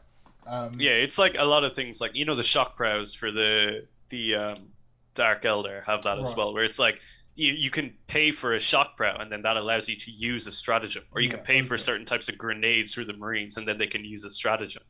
I think that sort of stuff is kind of where it should be. Powerful abilities locked behind both a paywall and a CP cost. That's probably the way to go. Okay, last thing I've got, and then see what your thoughts are. This is something different. I don't think I've ever discussed this with you, so this is a new one for you. So this is like another sub-faction Legion trait, okay? I'm ready. My idea here. So you add the round number to the number of inches required for coherency for infantry units. So in round 1, a Berserker squad can have 3-inch model coherency. In round 2, they can have 4-inch. So the theory here is it allows a bit of board control with quite elite units, because Berserkers don't fight coherently. Once the nails hit, they just run off, right? Or Khorne models. They don't want to stay in a phalanx anymore. They don't want to, fight side by side with their, compatriots. They just want to run off and kill everything they can, including probably their buddies, right? So I was thinking, so this, it doesn't break it because you still have to, maintain some semblance rather than having 60 individual models. But it gives you a buff because you can string out a bit more board presence, board control. But it does kind of feel like the models are slightly more individual. So by round 5, you've got a squad of berserkers with 7-inch oh, you could put a limit on this. But because, it's like that squad of berserkers is holding 3 objectives or something. Yeah. But I don't know. What do you think? It's just the nugget of an idea of a mechanic, or even if it's like berserker squads add 1 inch to their coherency check, and that's it. So they have 3-inch coherency instead of 2, and that's it. It doesn't go up or down. Just something that messes with that, because I like the idea of giving them that slightly different presence on the table. But it's not, I don't think, broken. I don't think it is. I'm sure there's a way to break it, but just as an idea, what are your thoughts on that? I like it as an idea. I think it's very difficult in practice then if you have multiple units and you have multiple units strung out like that, unless you have some very specific unit markings. Could get really messy being like, that guy is part of that squad or not. And I'll tell you straight up now, I would not like that for my own army because all my berserkers are not unit marked. They're just berserkers. So I think as a concept, it's really cool. I like it, and it does represent the individuality and independence of world leaders. So that could be quite cool. But I just think the admin of it will become quite complex. But it's an interesting ability. Like how Red Butchers is a stratagem now, right? You could make like a 1 CP to make a 1 berserker squad or 1 squad on your table, like independent warriors or something a bit more, like. Yeah. I kind of like it. They get that rule, or I don't know, but just because obviously every data sheet ability, every stratagem, everything is a break or a breach of the core rules, right? Because units can only fight 1 time in the fight phase is in the core rulebook. Berserkers break that rule, and Khorne breaks that rule. Or units cannot move through terrain when charging unless they are infantry and it has the breach. Like everything is a break of the core rules to add flavour. So I think it's just like it's one of those things that doesn't seem messing with coherency is something that we haven't seen before, and I think would actually be really I'm into it, to be honest. I am into it. I think it could be a fun dynamic. It would be different. Still feels like world leaders to me. So just with the right kind of tweaking, I think that could be quite an interesting ability. All right. So what about you? What kind of thoughts and speculations have you kind of got going on? I think, so I suppose mine would be like, I think you've done a really good job of like deep diving into like potential stratagems and like actual like proper like the magnifying glass and stuff. I'm kind of more, because I'm just generally not as good at coming up with like conceptual rules or whatever. It's more like things like just like, how would I say? I suppose army-wide stuff, kind of. Like the Blood Tides, it's something that I really like as a concept.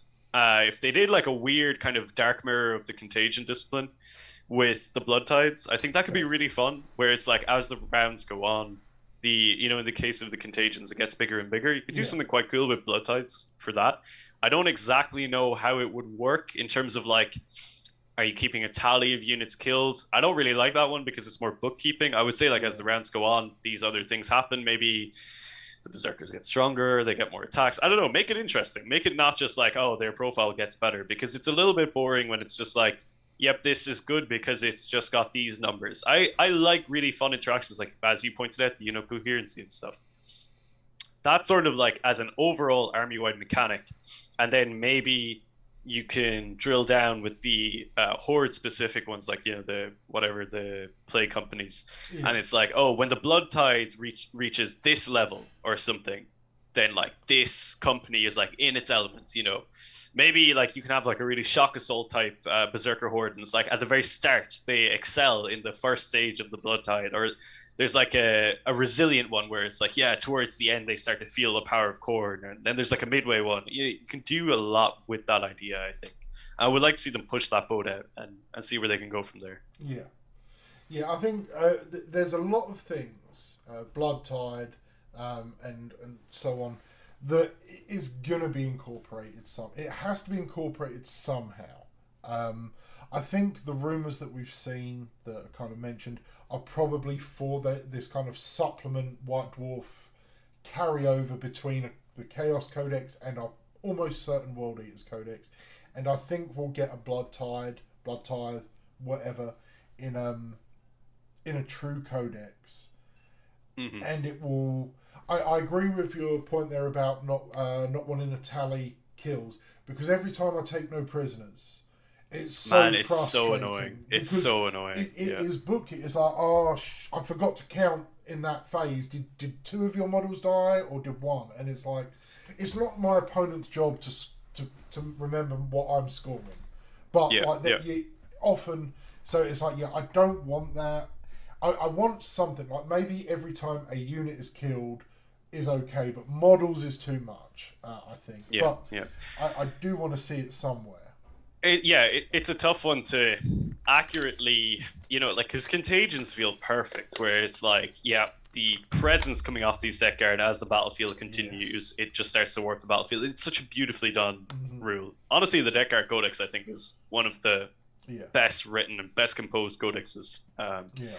So that could be quite fun. People are gonna hate me for this one, but I really love mechanics of, like, I was talking about this recently with a friend, like risk reward mechanics in 40k. I love that as a concept, and I feel like it's not implemented enough. The plasma pistol is a perfect example, where it's like, do I take the risk of firing this gun or killing my own guy? Or the boon table, where it's like, I could turn into a spawner or a demon prince. The boon table is not such a good example because it's too variable and too situational as well, but you get what I mean, where it's like, you have this situation where things can go wrong. And I think the perfect army to have a lot of those rules is the World Eaters, because very typically when things are going well, things are still going wrong because they're a bunch of madmen. So I spoke about it in previous videos about, like, units we'd like to see, and sort of that, like, Twisted Apothecary, the Butcher's Nails guy is one. And specifically, I want him to have rules like he can stoke the nails. He can vamp up a unit within 1 inch of them, and basically, like, I don't know, they get even better in the fight phase, or they get tougher, whatever. But there's a chance that, like, he just kills a bunch of them because the nails just blow their heads up. Do stuff like that. Have, like, a thing where it's like, the Berserkers can move this much extra in, like, say, the consolidation phase, but there's a chance that some of them will take mortal wounds because they overexert themselves and they don't realize, like, what they're doing because they're too blood fueled. Stuff like that. Or just, like, have dynamics where it's like, this unit gains this much benefit on the turn it charges, but it has to charge the closest enemy model. All these sort of things. The risk reward dynamic is not exploited enough in 40k, in my opinion, because it makes for interesting battlefield decisions. It's not just like, I will spend this amount of CP and get this buff, because CP is a poor currency for the buffs that are sort of like given to units. So if it's a case of, like, I will get this buff and potentially have this negative effect as well, that's so cool. I really like that as a mechanic. And it feels like Chaos generally are the only ones that suffer this for the most part. Like, obviously, World Eaters, we get Khorne's rerolls, we get the Helm of Furor, couple other little things. Chaos Knights, or, Knights Renegades, have their Damnations and packs. And I agree, it's one of the best things about the game. It's when it goes right, when you finally get a Demon Prince from Chaos. It's so cool. The reward is there, and to be honest, I don't know, I'm a sucker for this kind of stuff, but I love the risk. I love the rolling the dice, being like, I hope you don't die, and then it's like, oh, he's a spawn. Great. So, like, I'm just a huge fan of those mechanics, and I think stuff like, oh man, like, just think about, like, having, like, you have this, like, say, I don't know, the Blood Priest equivalent or whatever, and it's like, if he's next to the Cultist equivalent unit, he can kill D6 of them, and however many models he kills, he can add that number to the attacks characteristic of a nearby unit within 6 inches. That kind of stuff, where it's like, make a sacrifice, make it feel as terrible as chaos is on the battlefield, you know? I don't want it to be like all like rosy and like, oh yeah, the gods have given you all this extra power, Right. but there's no consequence. I'm like, no, I want to feel the consequence. Yeah. I want it to hurt. Yeah, absolutely. Yeah, I love those mechanics. I just think they're really good fun. Right there with you, and I hope we do see. I want to see it in chaos, but I would like to see it game wide. But chaos should perhaps be the ones that suffer it the most. But the risk and the reward have to be so extreme. Like, yeah, okay, I may lose my entire squad to this, absolutely crazy former apothecary who has had his hands replaced with drills. But I also may double my attacks value and add 6 to my charge range, like or what to obviously. Yeah, it's like stuff like that. Yeah. It's like, man, can you imagine? It's like the drill comes in and the boys all get out, and the apothecary is like, I know you really want to go into combat, but before you go, I need to look inside your brains. Some of you may die. No, he's doing it better still. He's doing it inside the drill. Yeah, he's doing it inside the drill. Driver, yeah. He's oh my god, the driver door is open and it's just the apothecary with the drill arms. And they're like, how are you driving? He's like, I am the drill. Oh, it's so stupid. It is perfect. Yeah. I think as a mechanic though, it's cool, right? Yeah. Like I know we all say we hate it, but let's be real, people. We're all suckers for Khorne killing his own guys. Don't even lie to me. Don't lie to me. If any of you say you hate that rule, you're a liar. You know you love it deep down. It's a funny meme. I think it was Heady.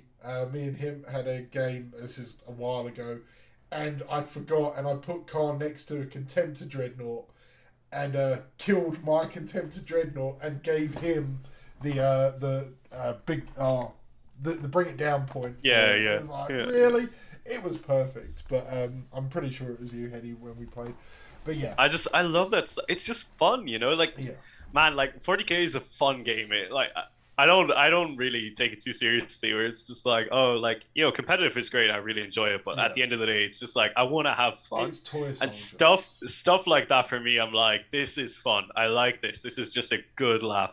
So like bringing more of that, and I feel like the World Leaders are just a really good army to epitomize that sort of carry on, because just have me be able to kill loads of my own guys. I just think it's fun. Let me be able to fire into combat like the Purge used to be able to do, which is a sick rule. That is like...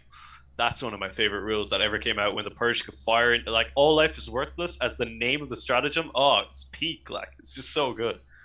So yeah, I think like dynamics like that would be sick. The Blood Tide would be sick. And apart from that, I mean, like, there's a lot of units I want to see in the army, as opposed to like necessarily rules. Like, there's a vision in my mind of what I want the army to look like, but I don't know, is that necessarily the vision that's going to be executed, which is something I'm actually very worried about. Is like, if the book does come out, am I actually going to like how it looks? So that it's a different thing from the rules. It's more of a hobby thing. Yeah. And it's my biggest fear, to be honest, is that I just won't be into the vibe. Okay. Because to be honest, this is like a completely personal kind of taste or whatever, but I really dislike the Blood Warrior Age of Sigmar kind of stuff. The direction they've gone with Khorne in Age of Sigmar, I really dislike it. I think it doesn't really make sense to me, where it's like, all their armor is like completely covered in barding. Like, they take the Chaos Space Marine trim to the next level, right? Where it's like, to me, that's like not at all functional.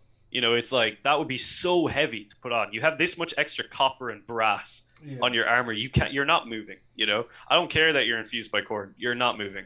And like the extraness of the weapons that they have, I don't know if you've ever seen them, but the models that like have these like chains with hammers at the end of them and stuff like that, like, it's just too much for me, where I'm like, this is, to me, that's not the World Eaters. It's like, I really like the kind of like gladiatorial bear armor. Yeah, like the Rampages, because they have bear arms. Exactly, yeah. Or like, just the like, we'll say the typical Mark III, Mark II heresy armor, where it's like, there's very little barding, it's very brutish looking. The weapons are weapons. They're not these like crazy crafted, like bizarre instruments. They're like, nope, this is a hammer, or this is an axe.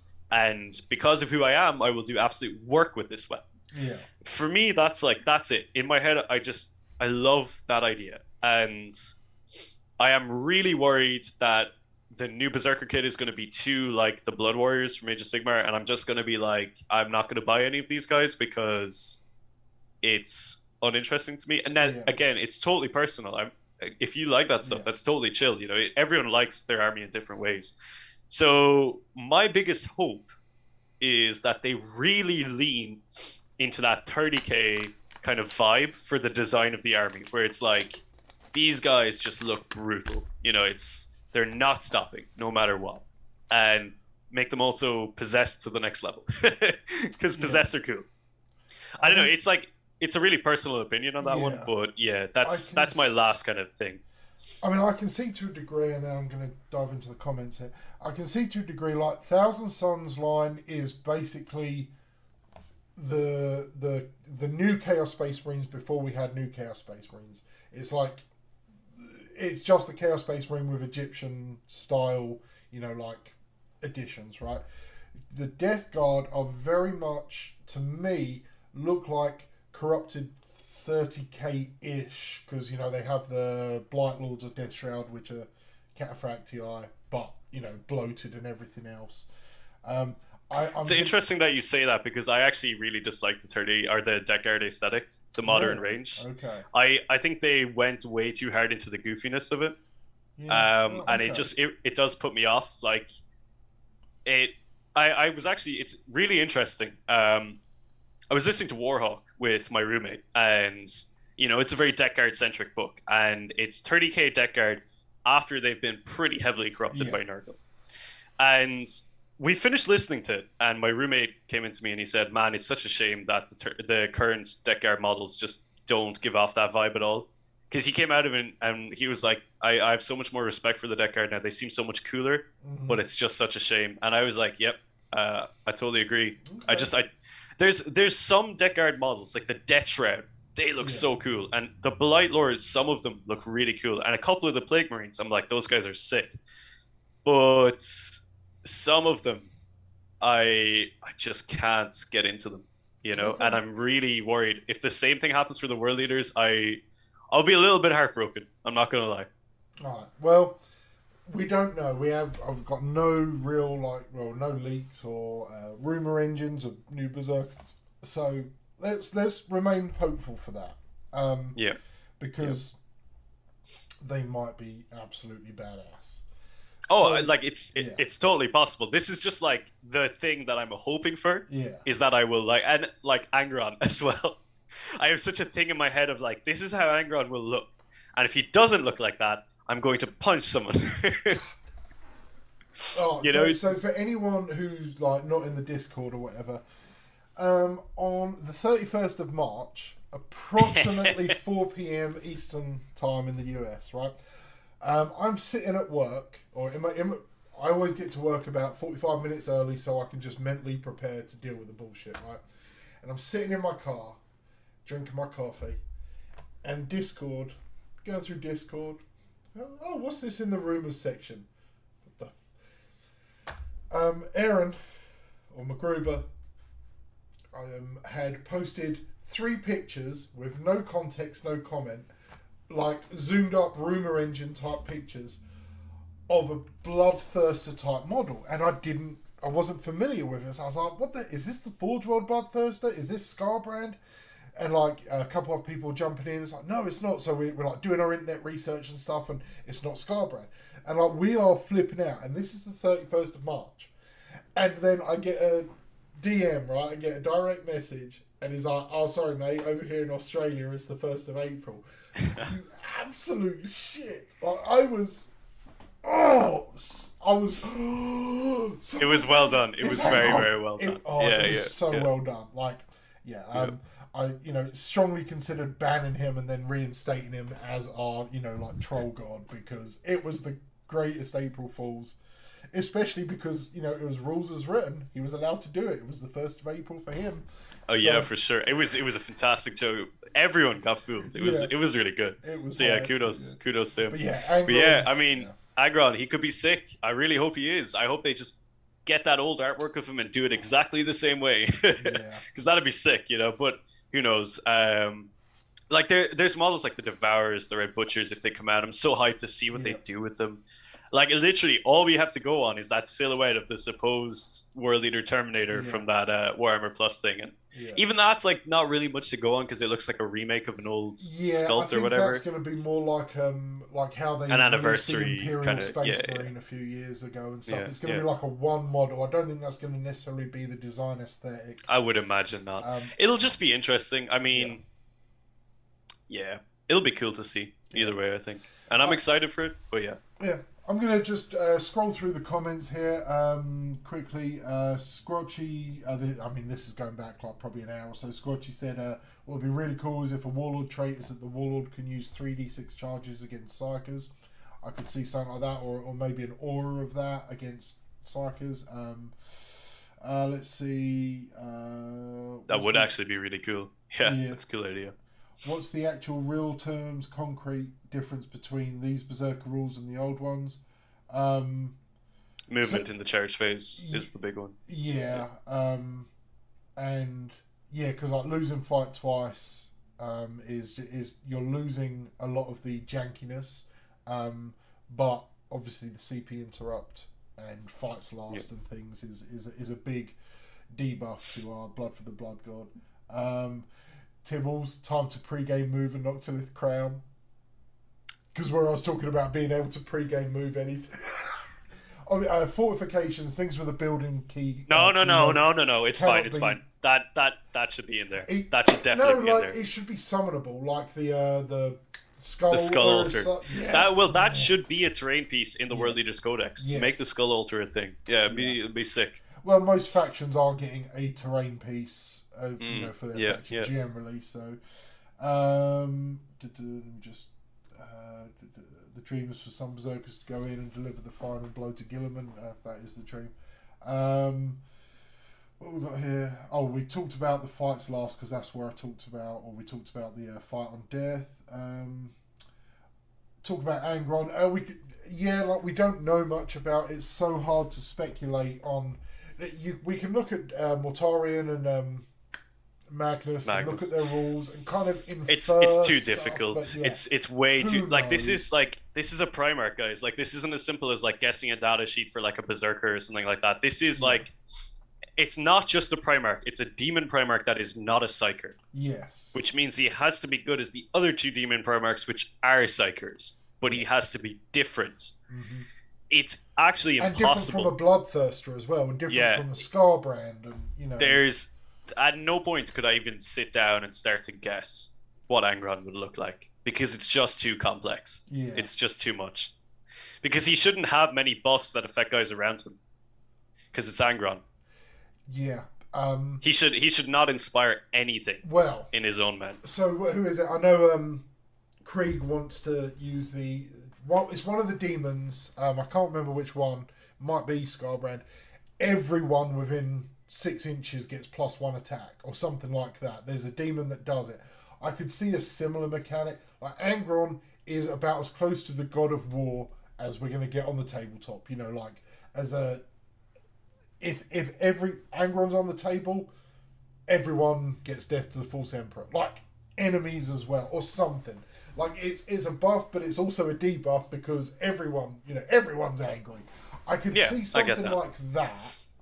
But I don't think he should necessarily be ramping up models. I think like the mechanics you've discussed with like the Apothecary and stuff, specific elite choices should be able to give minor buffs based on like tightening up the nails at the back of the head or whatever, or whatever the equivalent of a pat on the butt is for a Berserker.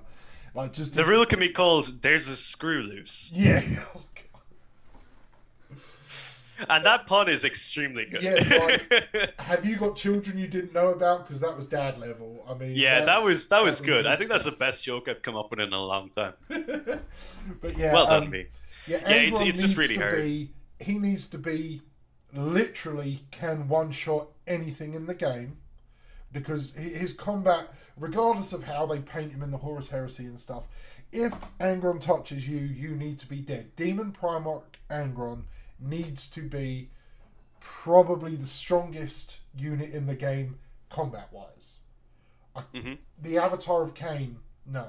I'm sorry, no. This is Angron. He should definitely turn off the ability for units to reduce the amount of incoming damage, so then you can actually, like, because there is precedent for that. There's some Eldar things that can do that, and some Tyranid things that can do that. I think there's a Necron. Yeah, there is. Yeah. Yeah. So you need to be able to do that kind of stuff in Angron, where it's like, I can't just like charge Angron into Baharoth and he takes 3 wounds and that's it. No. Angron, the rule should be slightly not as powerful, but basically be at the start of the fight phase, models next to Angron are removed from the table. That's what it needs to effectively feel like. Yes, I agree. Yeah. Because then, okay, crap, I'm running, a very elite army. I have to make sure I position them far enough apart that Angron cannot take 2 or 3 down. And something like that. But I'm sorry, I don't like uninteractive rules and stuff, but if we're going to play a game with Primarchs in it, it should take multiple rounds of shooting and combat to kill Mortarion. It should be basically impossible to deny the effects of Magnus's psychic powers. It should be basically impossible to withstand combat with Angron. And Fulgrim will have something very similar. Like, he is fast. Yes. Very, very fast. Yes. Yeah. There are things that need to be done. Yep. But alright, so just quickly looking at a few more comments here. Ferrous Oxide made a comment about, and I'm trying to remember, maybe this was about Berserkers, upgrading them to get something like the Death Company. Madness of the Nails unit has +1 inch coherency, but gains the trait where they hit allies within 1 inch on a 1. Yeah. So sure, that's another risk reward. It's changing the mechanics a bit. Duke Devlin said the Khitan is a bit meh compared to the Lord of Skulls. We no one's going to disagree with you there, I don't think. I just went too far. I've gone too far. Just trying to see here what we got. After each combat, if a unit has done X wounds, unit adds X inches to its charge. We've had a similar discussion before. This was like when a Berserker model is slain, the unit may move like D3 inches. That much forward. I love that one. I think that's kind of neat as well, because there's a risk reward for your opponent. Crap, I need to kill these Berserkers, but they're in cover, they've got a 4-up invuln. Do I risk it because I may give them, like up to 9 inches closer to me, and I do not want combat with them? Like, things like that. Let's see what else we got. Jamie may regain his hair back, but Daryl will lose his. I don't know. I can't remember the context for that, but it's never coming back. No, I let it grow, not long, but I don't know. It's probably about 1/4 inch. And no, it's not. I can't do it. All right, I think we're almost caught up here. Heady. Yeah, it was a chain reaction Charybdis that obliterated half of my list. Yeah. It was the Dreadclaw. It was the Dreadclaw I brought. Oh no! This was our 8 games of 40k in on the August the 8th game. Yeah. One of my Charybdis exploded and did kill like half of my army. It was that's a thing. That's definitely a thing. Right. Juggernaut cavalry, absolutely. I want Berserkers on Juggernauts, Berserkers on bikes, Berserkers with jump packs, Berserkers in Dreadnought chassis. Yes, please. Let's go. If it exists in 40k, put a Berserker in or on it. Well, the Berserker Dreadnought exists in previous editions, so I've got one somewhere. It's Berserker Dreadnoughts. Let's go. We want that. Okay. Okay, I'm not seeing. There's a lot of conversation here. I don't really want to go into too much here. Here we go. Ferrous. Angron is announced and replaced, and is just an upsized Master of Executions. I don't respond. I mean, I don't mind cussing, but It's Sunday afternoon. Master of execution. Master of shit is what he is. The Lord of Poo. Yeah. Okay. Let's see. I think still could end up with a deep strike like Silent King. DS. I don't know if that's something. Acronym means something else. The Red Angel will make attacks, and those attacks are really good. Done. Yeah. Okay. That's fine. Yep. Hits on a 1+, wounds on a 1+, kills on a 1+. Well, fine with that. Fine for me. Yeah. Make him give blood for the blood god back to units within 6. I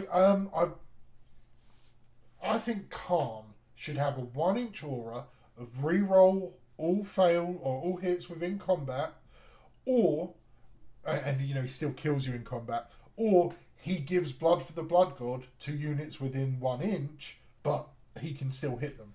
I think that's kind of a nice trade-off, because to get blood for the blood god, you need to risk being next to Khorne, and Khorne will kill you. They need to make it so you can't avoid it with consolidates and stuff. Yeah, you can't run away from it. Yeah, like it needs to be a true risk reward, not something you can outgain. But I think Khorne would be nice doing that. Okay, I think we're almost caught up here.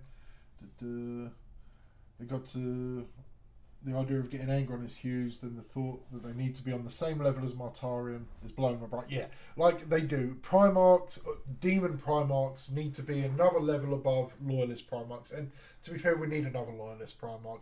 We're playing a game, unfortunately, with Knights and Primarchs and Custodies on the battlefields of the 41st Millennium. And I do think we should get another Loyalist Primarch, either at least at the same time or before Angron, because... Come on, Gilliman. I'm a Chaos player, but they need something. They need something. Yeah, for sure. It's not very fair when it's like 3 versus 1 in terms of the model range. Like, I know like everyone jokes about like, oh, Space Marines always get models, Space Marines get everything. Like they haven't like actually, like they haven't actually gotten much in 9th. Like it's very much been a Xenos edition in terms of like models. We've had like 4 Xenos entire range refreshes nearly. Yeah, pretty much. It was like Orcs, Necrons, Eldar. Yeah, I think that was it. Yeah, I can't remember. Yeah, there's been a few models here and there, like like the Black Templars was like a decent refresh for a very specific. Yeah, it's not like you're coming out being like, oh, here's like a Bealtan, model release. Like it's a hyper specific one. So like, a Loyalist Primarch would be cool. I think. Like. Pretty much most of the ones to come back. Jagedi Khan would be my favorite to come back. I just think he's so cool. He's just so cool. After Warhawk, I'm like, he's the boy. Yeah. He's just so good. I love how he fights Mortarion, man. It's amazing. I'm not going to spoil anything, but it's one of the best Primarch fights I've ever had. And it felt like how it should have been. Demon Primarch, Mortarion versus a super, demigod who is well aware of the disparity, but the way he does it is like that. Mm-hmm. And there's a reason, like every comment, there's a few comments in the lore where World Eaters are talking about White Scars, and like they're alright, they're okay. We like them. Yep. We don't like you, but White Scars never did anything. But we respect their, and that's true. Jagatai, absolute bad man. Him on a giant jet bike. Yeah. I think I'd be tempted, dude. I'd be tempted, I'd be like, oh, this guy is sick. And like have like a White Scar Primaris jet bike unit with the glaives that they have. I can't remember what they're called. They have like No, like they have like a special name for the glaives they use on the jet bikes. But yeah, it's just something I don't know. I can't remember. But anything, like that'd be cool. All the Loyalist Primaris coming back would be cool, except for Codex, because he is stupid, in my opinion. Shut up. Nah, he's dumb. I don't like him. I don't like him. He's bad. He's just some edgy boy who's like, this stupid science experiment didn't work. Corex but Kurz is like I had this argument with my brother the other day where we were like talking about what the worst Primarch is, and I think it's Kurz. Kurz is just terrible. It's like who decided this was like any form of idea to use? Like he's just bad. I don't like him. This is another live stream. I want to say this is it. Yeah, let's save that for Jake another and Dara argue about who the worst Primarch is. It's going to be Angron, isn't it? God Angron is pretty bad. Like, not gonna lie, I love the World Eaters. I don't like Angron. Yeah, Slave of Nuceria is basically the only bit of meat on his lore bone. Like, if you take that out, he's just angry bad man. You put that in, he's angry bad man with a little bit of reason, and it's not even enough. I don't think it's not enough to be like, oh, that's why he did this thing. 20% of the book. The Primarch book about him, he is about 20% of the content. So it's like, yeah, they really had to do some. I think 20% is actually quite generous. I don't even know if it's that much. It might not. If it's a great book, I love it as a book, but great, it's just not. I don't know. I'm not sure if I dislike Angron. I love him as a meme. I think he's a fantastic meme. I love when he just runs at things and, like, you know, absorbs the entire barrage of the walls of the Siege of Terra. Yeah. It's a great meme. I'm like, that's quite funny. Yeah. And he's cool. Like, he is a very cool aesthetic guy. But, like, in terms of a compelling character with a good story, nah, he ain't it. He's not even close. Yeah. He actually probably has a story that's almost as bad for me as Kurz's one is. Yeah, I just think it's like, and there's why nowhere to go. Because the only portion of his entire existence where he's remotely potentially interesting is, you know, from when he's captured or, you know, attacked by the Eldari on Nuceria to when he basically is rescued by the Emperor, and they've given us most of that, like, or until he gets the nails, basically. You know, beating up the Harlequins or whoever it is that try and capture him and kill him, to get in the nails is the only place where you could explore interesting aspects about him. And they could give us more, but at that point we're just, it's another Spartacus story, you know. Yeah, great. It's too much. And like my big problem with it is, like, there's a lot of moments where it's like, even after he's joined the Legion or whatever, and there's a moment where you're like, in this point right here, it could be a cool moment of, like, introspection, or like Angron letting his guard down and being more of a Primarch than he is actually just a wild beast. There's plenty of chances for that to happen, where it's like Khorne or someone else is, like, in a 1v1 conversation, or like another Primarch is talking with him and stuff, and it always ends the same way, where he has a temper tantrum and goes crazy and just, like, starts destroying things in the room. And they set a precedent for, like, that is always how that dialogue is going to go. Yeah. It just makes it like, that's like, those moments are how you develop an interesting character. Angron could be like, I remember this time, and yeah, hit me with it. Okay, so yeah, we've established the communion, right, from the site, the former World Eater Psykers. There was a way they could just get to Angron, right? They could just basically knock him out for a little while. We've also established we're going into some minor spoilers here for the Siege of Terra, everyone. I apologise. But yeah, I've got to do it, okay? There is conversation, or there is Sanguinius's relationship in the last couple books with Angron, where he's feeling Angron's anger and feels for him. Like, Sanguinius is like, oh my god, how does anyone cope with this? I'm getting, but like, just a taste of the rage. That moment where he has, like, the POV where he's like seeing through Angron's eyes. Oh, it's so cool. It's like, okay, so we know the Eternity Gate or whatever is coming up, and it's got to be Sanguinius versus Angron, right? What if they use that as a chance to explore? Because Sanguinius has some latent psychic powers, right? If he can, because, you know, he's got basically one man everyone to hold that gate, right? That's what he does in the lore. He basically holds it versus everything. But now we're actually going to get the hard version, so I can see him 1v 1,000 in Legionaries, right? The World Eater, he's a Primarch and he is Sanguinius. But throwing Angron into that, so I'm like, come on, now you're doing plot armor. But what if he's having a psychic battle or a mental battle where him and Angron are, like, talking, and he manages to get Angron down to being pre-nails Angron, and we can get some character development of Angron. I obviously, I'm not an author or anything, but there needs to be a way where Sanguinius's body is just, like, massacring traitor legionaries, but he can't be doing that and killing Angron. I'm sorry, there's no way that's realistic.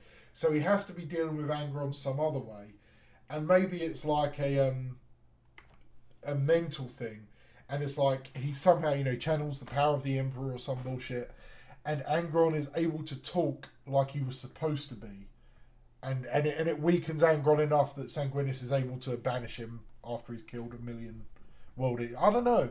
There is an opportunity there to have a conversation with Angron where he's not just like kill, maim, burn like all the time. And we kind of had it with Khorne when he fought Sigismund as well. He had that moment of just like, what's going on? Why are we doing this? We've gone too far. And then he's like dying, and he's like, no matter what happens, you're going to be the monster, not me. So like, it's possible. It's definitely possible. It would be cool. But look, that book is coming up. ADB is writing it, so it's going to be good. It's going to be good. I'm looking forward to it. Yeah. Okay, well, I think we sidetracked sufficiently there. That was a nice little search. It's been a hell of a long live stream. If you stuck with us, 2.5 hours at this point, man. Jesus. But yeah, I think we cut it off there. I want to appreciate everyone. We've had 40 odd viewers this whole time, man. Like we've been, I think we've got up to 60 at one point, but which is really, thanks for hanging out, good. Folks. Yeah, thanks for hanging out. Thanks Pretty for hype. the super chats. I guess I'm gonna have to figure out how to make that come up on the screen and like. Do the thing, yeah. do the professional stuff going forward, right? But yeah, really appreciate everyone hanging out. Thank you, Dara, for coming on. I know it's starting to get a little bit later there. Always a good time, man. Always a good time. But yeah, thank you to everyone. If you've just tuned in or if you're late to the stream, this will be going up online probably tomorrow, Monday, for everyone to watch. But yeah, I think we've done it. I think we've covered just about everything. Yeah, let's go. All right, thanks everyone. Until next time, stay healthy, stay safe, and kill, maim, burn.